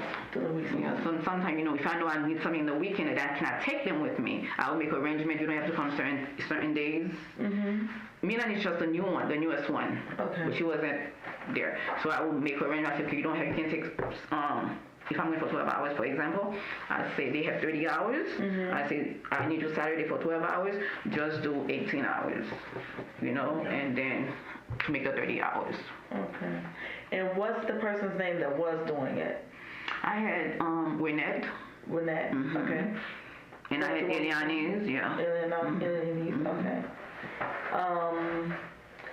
And when Samaya passed away, who was there with her that Wynette. Wynette was the one who was there. And at the time, she was there to be with Javon. But sometimes you would pay her a little extra. I was with Javon. Javon was because sometimes I don't, especially Papa, I don't want to leave Papa. When I'm going out, I never leave Papa behind. Because Papa is a... Are you the only one that can control him? Yes. Sometimes, not the only one I can control. I cannot control him. But you know what? When I'm leaving, I have to leave with him because they cannot control Papa. What type of stuff do they do that they can control him? What kind of trouble does he get into? Hitting everybody. Yeah, throwing shoes. You can go to my class, take all the shoes and throwing at them. You understand? Even me, you know. So me, I just take him out. Papa and Javon. When I'm going for a long one, the reason why I'm taking Javon with me because of Javon's, you know, health. You understand? Because he was in a coma for 2 months. I'm like, you know what? I will always take him. And I know Javon doesn't like crowd, doesn't like noise. You know, he likes to, because I know they're gonna be going crazy. I said, let me take those 2 with me. Right. So at that time, Javon and Papa were with me. Okay. That day, Javon and Papa was with you. And I know you said you went to Ocala to look at some land. No, I own the land there. Own the land? I wanted to do a survey about the area to see if I wanted to build something there to move there with them because, you know, of cost of living, of course. Okay. And how far away of a drive is that to go to Ocala? It's 6 hours. Yeah. It's about 6 hours? We weren't in Ocala where I was going. It was 6 hours. Okay. Our house in Lake City is about this. Okay, thank you. And how long? And you said you woke up that morning and you left. Do you know what time you? I left the house at 6:30ish. 6:30. So now we're talking about on the day that Samaya. The 3rd, November the 3rd. November the 3rd. That was. So you left when Misty? What's her name? The person? Wynette. Wynette stayed home with the children while you, Javon, and Papa went up to Ocala. Okay. So let me ask you a question. So at what time did Raynette get there? Was this something that was planned? Planned. That's what I say. Whenever I'm going to do something, I plan ahead. I ask her to come early. She came at 6. Okay. And how did she get there? I don't know. I know sometimes she caught the Uber. Okay. And I don't really know if, who dropped her, but I know she came at 6. Okay. So, and when you have plans like this, I'm sorry. Yeah, when you have plans like this, do you normally have things already set out for everything? Okay. Explain to me what's the daily routine. If you're gonna go to Ocala, don't laugh. No, if you're gonna go to Ocala, right? And that's a 6-hour drive. I woke up at 3 o'clock in the morning. Don't laugh. Because as you can see, you came home, you see food. I'm a person, I cook for my kids. I don't leave any burdens. Because I'm with kids already a burden. Even though they're home, I will always wake up early, cook everything. I make the breakfast, I make the lunch, and I make the dinner, and I left the snack. Okay. Okay? So you're Haitian, I'm Haitian. What's the breakfast that you cook? The breakfast that morning, I made some oatmeal. Okay. No, oatmeal. Oatmeal, okay. Oatmeal to have one. That's right, okay. You speak Creole? No. Okay, oatmeal, yeah. Right. Because I want to know. I made oatmeal. Oatmeal, okay. And then for lunch. Oatmeal, I made oatmeal with a fruit. I don't remember which fruit. I think it was apple. Don't put me. Lunch, I think I left them some spaghetti. Okay. I think. Some spaghetti with vegetables they liked. Okay. And I put some cheese on it, organic cheese. Mm-hmm. And then dinner, I made them sauce pois, baked beans, legumes, maïs. Okay. Okay. And I made rice sauce. Paco doesn't eat maïs. Okay. Okay. Paco only eats white rice. Is corn. Maïs is corn. Okay. And you're gonna see white rice at my house every day. That's all Paco eats. Okay. Okay. Yeah. So you do that every single day, or every time that you're going away for a long distance? I do that every day. Every morning, first thing I do, I cook different things, but I cook every morning because I work from home. I don't want to stop because when they wake up, this is a schedule. I wake up early, cook, and then get them ready, serve them breakfast, and then take Papo to school because now Papo was the only one who was going to school. Papo and Titi. Yeah, Titi was going to the daycare. And so I take them to the daycare, and then we came back, and then they started working. Lunchtime, I serve them lunch. And then they work again, take a little break, snack, they play a little bit around, and then I will test them. Okay? And that's the routine. That's a routine. Every single day. Not every single day, you understand what I'm saying? Okay. And then dinner time, when I go pick up Papo, we all go pick up Papo, and then we come, wash our hands, and we eat, and then sometimes Papo has soccer. When I take Papo to soccer, you see across the street, 199th Street, Papo was going to soccer, and they were playing Papo was having soccer Tuesday, Thursdays, and then Tuesday, Thursday we go there. And then on the weekend I don't really. If I go out, I cook, but most of the time we go to the boardwalk, Hollywood Beach. I take them to the park. We have pizza and then whatever they want, and I just go and buy. It's like jump day. Exactly. Though we organic, but sometimes I told you, I like give them. Okay, it's funny you said something. What? You said they eat organic. Yeah, 100% organic. Why? It's healthy. Because when I got Aya's blood cholesterol was high because of her diet. You know what I'm saying? So I don't eat all kind of oils. I don't eat anything. And Javon, I told you to Javon situations too, because I'm just maintaining their health. You understand what I'm saying? Okay. So Aya's cholesterol now is okay. And then the only oil that we use is sunflower and grapeseed, So I am very strict with my diet. Okay. Are you like a dietitian? Would it be fair to say that? I'm not a dietitian, but I educate myself. Okay. Yeah, I educate myself because all those things, they have GMOs, they have this, they have this. So you know what, you just be, I'm not prolonging my life, but I just want to be healthy. Gotcha. At my age, I have nothing but my back surgery. Now, do you practice any type of religion or anything like that doesn't eat pork? I'm not religious, but I do follow the Bible. Okay? Because the Bible, that's my diet really. It's a biblical diet, because I don't eat pork. It's not because I'm religious. It's because the Bible says not to do certain things. I haven't seen pork killed anybody. I eat some bacon now. That's your opinion. I'm not gonna hate that. I used to hate it. You understand? But when I became conscious of everything, I stopped. You know. Okay. Yeah. So you changed your whole. I changed my whole diet. Okay. And then changing the diet, you changed the kids' diet as well. The kids walked in my diet. It wasn't something new. I have that diet for so many years, and even at that group home too, I follow their menu, but everything is organic. You understand what I'm saying? It's not that I changed. No. They came to that world. All of them, I fed them healthy. Gotcha. I know you said that Papa only, which is Melvin, only eats right. He likes waiver. Does any of the other kids have diet restrictions, or does one don't eat the June, one eats only corn? No, the kids love food. They love eating. So you would pretty much cook one meal, and all the children eat the same? Yeah, we all eat the same, except for Papa. Papa is very picky. Okay. Yeah, very picky. And sometimes make the races. I don't want it. Or mac and cheese. That's what he will eat. Okay. You would always see me a little side for Papa, because I want him to eat. I know you told me that Ayana had high cholesterol. When she moved in. Does any of the other children have any type of medical issues that you know about? The only thing I was told the day of adoption, I was told that Melvin, Tanaya, and Samaya, they were tested positive for crack and cocaine. That's it. But I know Who told you that? She doesn't work for one of the social worker, the adopted social worker, the day of adoption. So I forgot to tell you. I said, okay, cool. And then Ayana, I know she had. But hold on a second. What's the name of this social worker that told you that? I don't even remember her name. I have to go to. All right, just take your time. Yeah, I have to. And is that documented? I told you the day when I was in court for adoption. That's when she told me. Okay. Okay, so I don't have any documentations. Okay. In my possession. And this was during open court that.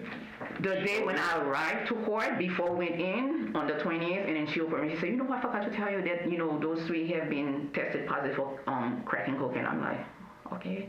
And Ayana, I know she had problems. She's mentally. Okay. What type of problem do you mean mentally? What do you mean? She has What is Ayana? Ayana has ADHD, and she Okay.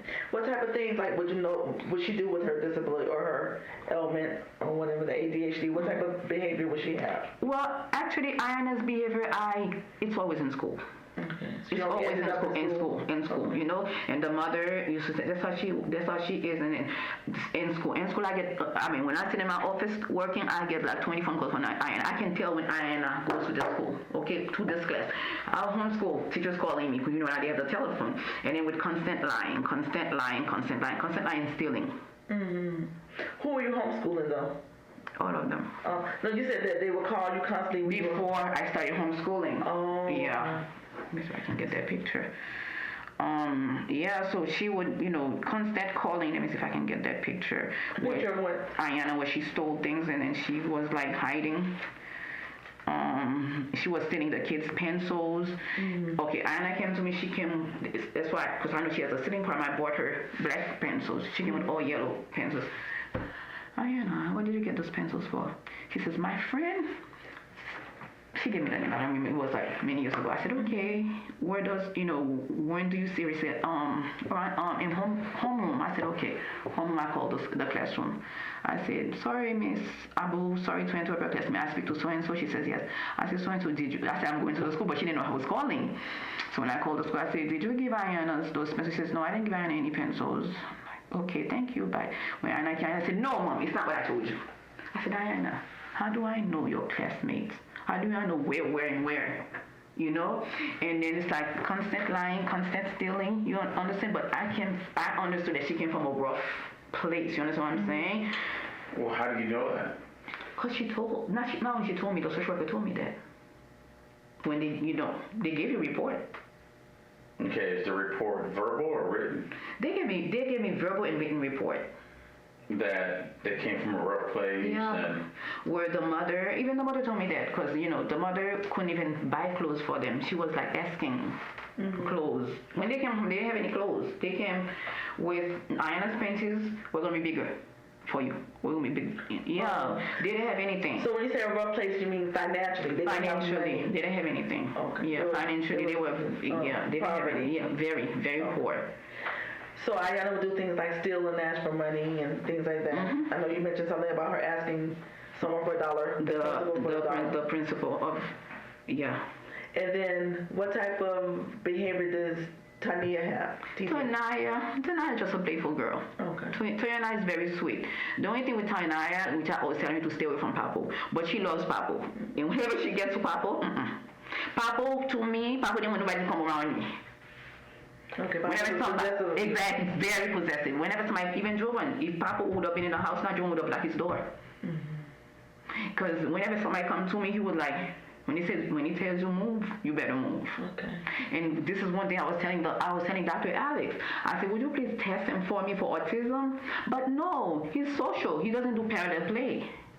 You understand what I'm saying? So, and then Dr. Alex said, autism, I don't think he's autistic because, he's very social. That's his age. Whereas I have a boy, but Javon was disabled. I've never seen that behavior in Javon growing up. You understand what I'm saying? So what do you mean he doesn't do parallel play? What type when you're autism, you play by yourself. Okay. That's why people parallel play. You can have two kids together. Instead of them playing together, they're not going to play together. Okay. He's going to play by himself. And Melvin acted that same way. He doesn't do parallel play. He doesn't. But with his behavior, he's very aggressive. Right. So sometimes autism kids are like this. That's why I asked her, like, would you please? He says, no, Melvin is not autistic. Had he ever received a diagnosis that you Never. know of anything? ADHD, anything? So how would you describe Papa Melvin as a child? Good child? Bad? I don't call kids bad. Okay. I don't call kids bad. I'm like, he likes to play, he just doesn't know how to play. He plays the wrong way. You understand what I'm saying? He doesn't like, when you tell him to stop, he doesn't know. He's just like going, even when I had visitation right with him, I went there, he was like going crazy in the social worker said, Papa, and then when he take off running, nobody can stop him. Nobody. Yeah. And when you come to his space, forget it. Yeah. Like he was fighting, you see? He was fighting with TT, and he was doing things, and I got struck. And I'm like, no, you cannot do that. Even Gwyneth can tell you that. One day I came when I said, you see my eyes? Because I left Papa once with Gwyneth. And he put shoes at Gwyneth had a red eye. Yes. Because of what did he do with her? What did he do to cause the red eye? Throw shoes at him. Throw shoes. Oh, okay. So that's TT. That's Papo. No, I'm just figuring out their behaviors. We talked about TT's, Papos, and Ayana's. How's Samaya's behavior? Samaya was like, we always thought something was wrong with Samaya, we just couldn't tell. Because even at the house, they gave her, she doesn't know how to play. That's another one. She didn't know how to play. You understand? She didn't know how to play, and she's always fighting.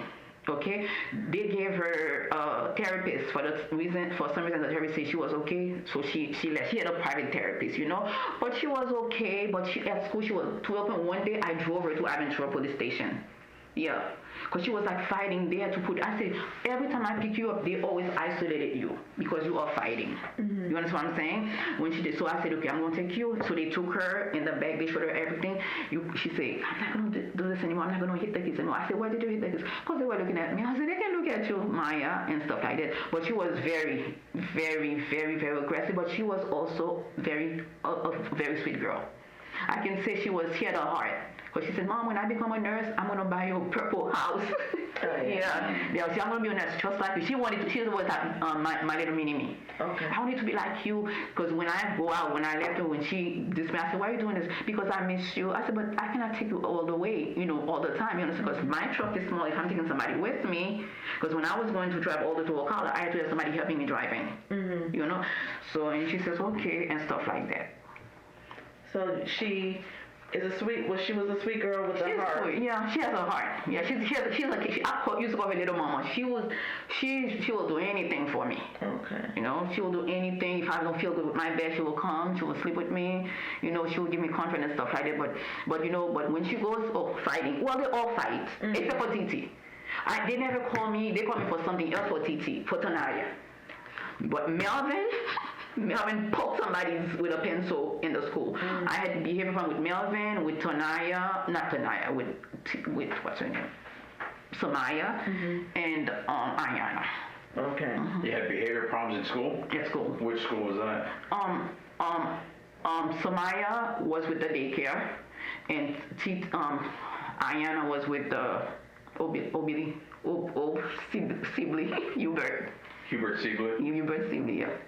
So did you pull the kids out of school at the same time? All of them started homeschooling? No. Different times? Different times. When did you pull, let's say, Ayana out of school? Ayana and Maya started the same time. They started homeschooling at the same time. Do you remember when that was? There was 2017. As soon as they got adopted. They got adopted in January. And then when did they get out of? I started homeschooling in August. In August. Uh-huh. So from January to August, they were still going to school. Mm-hmm. And then in August, you started the homeschool. Mm-hmm. And what was the reason for that again? Because of Diana's behavior, and because not only I don't care about the behavior, but she was not learning. She was on. Mm-hmm. And then, so at that point, you kept the two, Ayana and Samaya, home. Even though I was homeschooling, I was also homeschooling Titi on the weekend because Titi wanted to. Cause she was younger, so she wasn't really school age yet. She was in the daycare. Okay. And how would you teach them at home? You had books there? Or? Okay. And you would order books? Or I order books. Okay. Do you still have some now or no? They're in the house. Okay. Okay. And when you said someone was getting in trouble, was it Samaya? You said she only had a fighting issue. Did she have any other issues? Fighting and stealing, because Papa, I told you Papa is in a special diet. So one day I picked up Papa early, it was a Friday, and I was still, because my job, they already know about my kids, they work on my schedule. So I made some, not my mole, cream of wheat for Papa. There's nothing she likes, cream of wheat. Give them cream of wheat every time. So I made some cream of wheat for Papa. I made cream of wheat for all of them. But the leftover, I left it for Papa after school just in case, so I know he's not going to eat at school.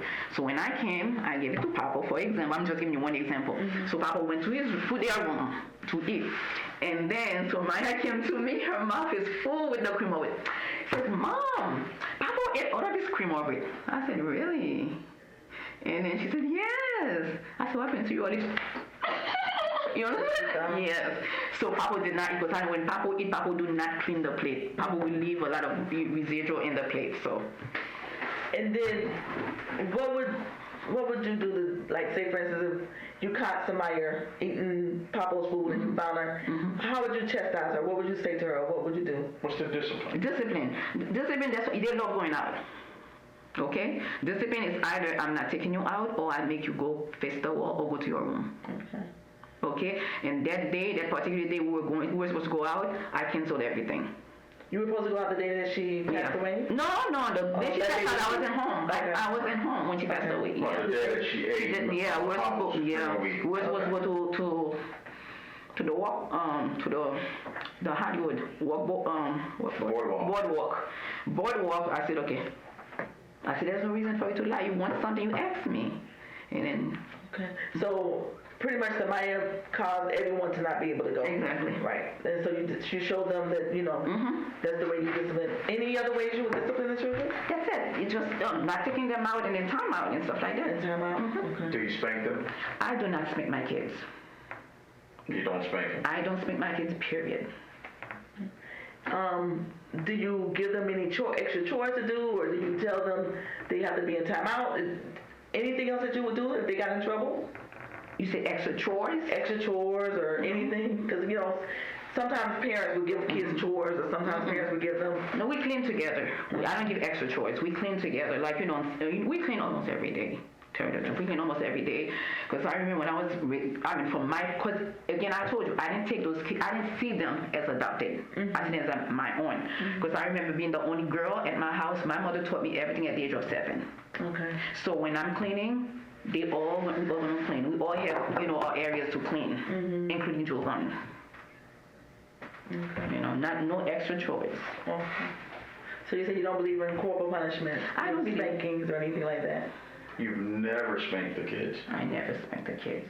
Never, ever? Never had to lay my hands on the kids. Never had to lay my hands on the kids. I just told them. And they listen when I tell them. They listen to me. They don't listen to you, but they will listen to me. When it comes, I say, okay, that's it. We're not going there. We're not going there. We're not going there. Like, going to the bush garden was like, how would I call it? Was a takeaway. So everybody's going to be good to go. That's why I bought the year pass for all of them. Okay. And then I know you told me that Javon, getting back to the diet, Javon, will he have a special diet too? There's no special diet. I don't want you guys to think special. I eat healthy. Eat healthy. Does Javon eat differently from the other children? No, we all eat the same thing. Okay. With the exception of Papa likes white Except rice. Papa, because Papa has no appetite. You understand what I'm saying? And he can spend the whole day in school not eating. So I know what he likes. I just put, he's a baby anyway. You understand what I'm saying? So I made that extra, but everybody eats the same thing, including me. Okay. There's no special diet here, special diet there. There's no. If I'm cooking rice today, like you see rice, everybody's eating rice. Mm-hmm. If I'm cooking corn, everybody's eating corn. Mm-hmm. You understand what I'm saying? Spaghetti. That's 3 things we mac and cheese, spaghetti, and then rice and stuff, and that's it. Mm-hmm. Yeah, but there's no special diet that I'm not on a special diet. We just eat healthy. Everybody has to eat. In the morning, we start with your water, then you go to your fruits, then you go to your main course, whatever it is. Mm-hmm. Yeah. Okay.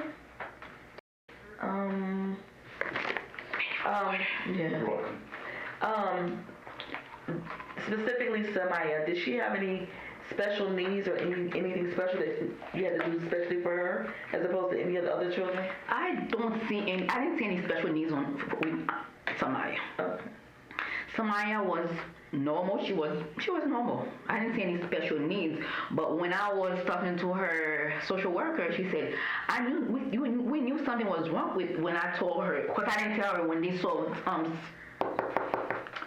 Ayana. We went to the courthouse. They saw Ayana, and I said that Maya passed away. And she called me and said, I said, yeah. She said, we knew something was wrong with Maya, but we couldn't tell. And who told you this? The social worker. And what's the social worker's name? Claudine. Mm-hmm. And you saw her after November. Yeah. She even went to court and testified. And she said, okay, so who does Claudine work for? She works for DCF. DCF. And she told you she knew something was wrong? She said, we knew, because remember she was not living with me. She said, for example, she was coming to my house, she had like something here. Mm-hmm. Okay. And I'm like, Claudine, you need to take her to the doctor because, She said, it's a cold sore. I said, I don't think it's a cold sore. And then when they took it, it became a big scar here on her face, and she said that we knew something was wrong with Samaya, but we just couldn't tell what was it. Okay. Because she was always, I don't know. What did they say? I mean, what is it that made them think that something was wrong with her? Did she behave differently? Was she constantly sick? What is it? That's all she said. I'm just quoting, because she was not under my care. Because she said, man, we knew something was wrong with Maya. We could never know what was wrong with Maya, but they never told me. So once she got under your care, what would you see that would make you think this maybe something was wrong? I didn't see anything wrong with Maya, honestly. Health-wise, was she ever sickly? Maya never sick. Have you ever had to take her to a doctor? I took her to a regular visit. I took all of them to a regular visit, but she never. Papa was the one who's always running a fever. Mm-hmm. Papa was the one. Okay. Papa was, but those 3 girls, they were always okay. Mm-hmm. Never. All their, when I take them to their appointments, everything was okay. Okay. So, right before somebody passed, was she showing any type of sickness or any type of illness? No, she was behavior-wise. She was like whenever I leave, for example, I will come, and I can say that too. She even when I left like 2 weeks before she passed away, you see her ear, mm-hmm. She was like picking on herself. Mm-hmm. And then because whenever somebody comes to my house, I let you know what's going on. Mm-hmm. I said, Renette, keep your eyes on her because she's like hurting herself lately. Especially when she goes to the bathroom, she will come with blood all over. And when I say, okay. And then that day when I came, it was a Sunday, when I say, look, I said, I told you, because all those things that she had marks on her, mm-hmm. when I'm not around, okay, she will hurt herself and stuff like that. Sorry. Okay. She would hurt herself, and then Ayana would tell me, Mommy, and Ayana was the first one to tell me, Mommy. I said, okay, I know. I said, I told you, okay. So when she has a little thing, she pick on it. Mm-hmm. So I would put, I'm a wound care nurse. I'd put, whatever I need to put on it. You understand what I'm saying? Mm-hmm. But when I turn around, she would pick on it. You understand? Because we're not. That's the thing. That's why I'm glad I'm here, so I can say everything. You understand what I'm saying? Because when he called Wynette called me. Mm-hmm. Come and listen. Wynette put me on speaker. He said, come, Gina is lying. How you gonna say I'm lying? You understand what I'm saying? Come. And Wynette used to work for me. Okay? Mm-hmm. So Wynette was like stealing my stuff. So I had to get rid of Wynette. So when Wynette came here, Wynette changed her story and she ran to my house. She wanted to speak. And I said, Wynette, I don't want to talk to you because I don't have anything to hide. Right. I'm not changing stories. It's the same. She said, no, I have to tell you what I told you. Remember when you call Wynette, you say, Wynette, come. Gina's lying. the kid say something. You asked Lynette Jamosi to come in and give you a statement. Right. Yeah, No, I never said that you were lying because I never spoke to you. No, when you called her on the phone.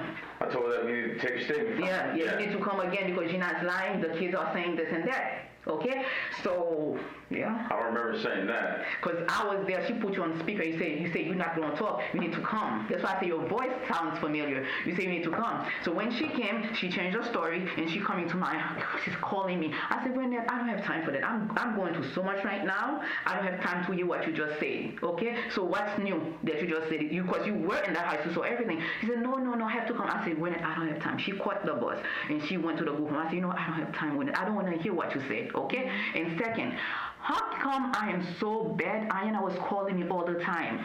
Okay, Ayana called me twice. And I said, when you gonna come in? The judge gave me visitation since December the 5th. DCF held everything against me. Okay, when I call Ayana called because I didn't even know. Ayana called me. I'm like, hello, because I said, my kids out. I'm gonna pick up the phone. Hello, it was a hope. I said hello, and she says, mommy, the lady's not here. The lady told me that I'm not coming back to you anymore. I said, don't listen to the lady and stuff like. He said, yes, they said that I'm not gonna see you anymore. I said, don't worry about it. I said, Ayana, we cannot talk because it's a court order. Let it be. I said, but I have custody. I forgot. Well, I didn't have time to show you. I've even bought their presents. They stay at the house. I said, well, I have visitation right starting the 5th. I'm going to come and see you. They never gave me the right to see her. Then Ina called me again. And I said, before Ina called me, I had a meeting with DCF and everything. They were doing placement. And they were saying that. I said, well, how come you guys are talking like that? And then Ina's calling me. She wants to see me. And then the caseworker said, Ina should not be calling you. So I don't know what she told Ina. Ina called me back again. Ina said, they told me that we're trying to get you away from this lady. And then you're calling her. And she bullied Ina. And then she said, you're not going to see her anymore. I already told you that. You already met and you better do what we asked you to do. And then I said, Ina, just hang up the phone. So Ayana said, call me, and I said, you know what? I'm just going to do what they told me to do because now they are mad at me, Mom. I said, why they are mad at you, Mom? Why are they mad at you, Ayana? I said, don't worry, Ayana, I'm going to see you. Okay, so what they did, they worked on Ayana against me. Well, Tanaya and Papa Tanaya came to the visit, and I said, Mom, even in the visit, they came to monitor. I can't even call the lady. The lady was supervising us. The CF came. They came with so much lies at the court. They saying that the kids. Of course, I miss my kids. You understand what I'm saying? I had to cry when I see them. Oh, I'm this and that, and I bring them food. Of course, the kids came from school, so I had to bring them food, to eat. You understand what I'm saying? So I bought them something because every week I said, what would you want? What would you want? So I go ahead and buy it for them. And then so they came so light, so they set Ayana up. For all the time, I couldn't see Ayana. Now they set her up, and Ayana is easily to be set up, And then they set Ayana up, and Ayana said that, then how do I know? Maya. So Tanaya told me that. Tanaya said, Mom, Ayana told me this is what I have to say, because Fabelin told her what to say. I said, okay. But I said, you always have to tell the truth. She says, yes, but you know what they told Tanaya? For you to come back home, you have to say what I told you. Okay. That's what, and I'm like, okay, don't worry. When is this thing gonna finish, Mom? Because I wanna go home. If you ask them right now, they won't tell they wanna come home and stuff like that. But we went on, okay? With Maya speaking on her, witnessed everything, and even when I dropped them at the group home, they saw their behavior, and when they go outside in the group home, they bring, kids are wild, and Papa, and thank God I have the gate. If I didn't have a gate, Papa would have been dead. Because when he takes off, he takes off. So this is the situation, and then, so Maya person who was sick all the time, it's Papa. Mm-hmm. That I had like several emergency room visits with Papa, but Maya never had any problem in good health and everything. Till Thursday when she started getting the flu-like season, she had the flu. Thursday night, she woke up on Friday, she was okay, and then I went out Saturday morning. Friday night, she had the flu, but she was not a big eater too, Maya. Maya will go around and take what doesn't belong to her, but she was not a big eater. Mm-hmm. Boy, what's going on here? Yeah, so miracle. So that Saturday when Wynette came, I said, Wynette, don't, because I always tell Wynette to encourage her to eat. She would eat, but you have to encourage her. Sometimes I have to feed her. And I'm like, don't force her because she's having a little cold. Don't force her to eat because I just gave her I made some ginger tea for her that morning and gave her some Robitussin. And then she says, okay. At 12 o'clock, Wynette called me. Wynette told me that she threw up. I said, it's expected because now the phlegm is coming out of her chest because I just gave her the Robitussin and the ginger tea. She says, okay. So, and then on my way, Wynette called me, I think it was like 4:30-ish, 5. She told me, the way I see her, I'm going to take her to the hospital. I said, I'm going to have to take her. I said, is she okay? Because I can call 911 from where I am. She said, no, she's okay. And then I'm like, you sure? And she called me again. I said, Wynette, are you sure she's okay? She said, yeah, she's okay. I said, you sure you don't want me to call 911? She said, no, she's okay. So when I got there, she was dead. And I'm like, Wynette, oh, I know you were driving from far. I said, no, you should have called me. And plus, you know, you have CPR, you should have started something. Well, let me ask you this question. And I'm going back, you said she had flu-like symptoms. Okay. And you're a registered nurse. You've got a master's degree. Yes. And all these credentials. At any point in time, did you take her temperature to see how high? I did. She didn't have any fever. She was a fever. She didn't have any. Actually, I did all that. You know, all I know, she was like, and even the nose running was clear liquid. It's not something, you know, mucus like for me to worry about. You understand? It was like this when I washed her hair and then her nose started running. It was just like liquid. I mean, it was just like clear liquid. Right. Yeah. There wasn't no green. No green mucus. That would indicate that she had an infection. Exactly. Right. And this is funny. After Javon had pneumonia. I didn't even know. After this incident? Javon had pneumonia, and that's when Papa started running the fever, and I went back to the hospital with Papa to see he didn't have pneumonia. And I'm like, you know what? And Javon started coughing. I remember Javon had pneumonia, which I didn't know. And Javon had no fever, nothing. That's why they call it walking pneumonia. And the first time you noticed her having fluids coming from her nose was Thursday? Thursday night. Thursday night, and she's deceased on Saturday? It was not. Thursday night, she didn't have any fluids. She was just like a little cough. Okay. She had. And then Friday, she was still coughing, but Friday night when I bathed her and washed her hair, one time you see me, I washed her hair, and then, so that's when I see that she started having little fluid, clear mucus coming out. It was very clear. And I'm like, okay. And then that's when I gave her I gave her the ginger tea that night and also that morning, and with the Robitussin. So I'm just trying to figure out, the only thing you saw was the fluid.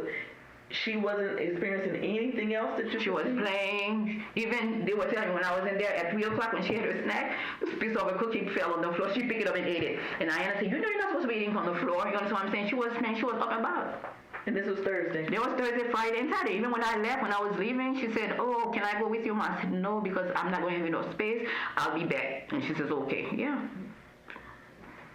And you took her temperature on Thursday? I took her temperature every day. Thursday, Friday, and Saturday morning before I left. Saturday morning before you left, what was her temperature? It was 97 under her arm, 97.6. It was all in the 97s. Did you give Robitussin? You gave her Robitussin? You gave it to her before you left? Yes. Did you tell Ramisi to give her anything? No. No. Why not? I told her, don't feed her, don't force her to eat, because she is coming up with a flu. Right. Don't give her anything to eat. Don't force her to eat. If she doesn't want to eat, it's okay. Because normally I'm going to tell her to sit and make sure that she eats, and she would eat. But this time, don't force her to eat because she's coming up with a flu, so maybe her appetite might not be. And she ate that day. She ate everything. So now let me ask you this, as a nurse, if you give her, let's say, what time did you give her the medication before you left? I gave her the Robitussin around 5:30. In the morning? In the morning. Okay, so when would be the next dosage? I don't give it around the clock. That Sunday was the first time I gave her the Robitussin. Okay, what's the recommended dosage? Every 3, 4, 5, 6 hours? I don't have the bottle with me. It's like, I'm not saying every 3, 4, 5, 6. They're saying you cannot give certain, you have to be like 2 doses, not more than in 24 hours. Right. You understand? Okay. And I would not ask her to give any medication for me because I don't think she needed it. Because she wasn't that sick. You understand what I'm saying? Because I told her, don't force her to eat. That was it. Okay. So was she, because usually when you're developing the flu, you have other symptoms than just a runny nose. Did you hear her coughing? That's why I said she started with a little cough. A little. That's why I give her the Robitussin. Okay. Mm-hmm. Anything else was she doing? That was it. That was it.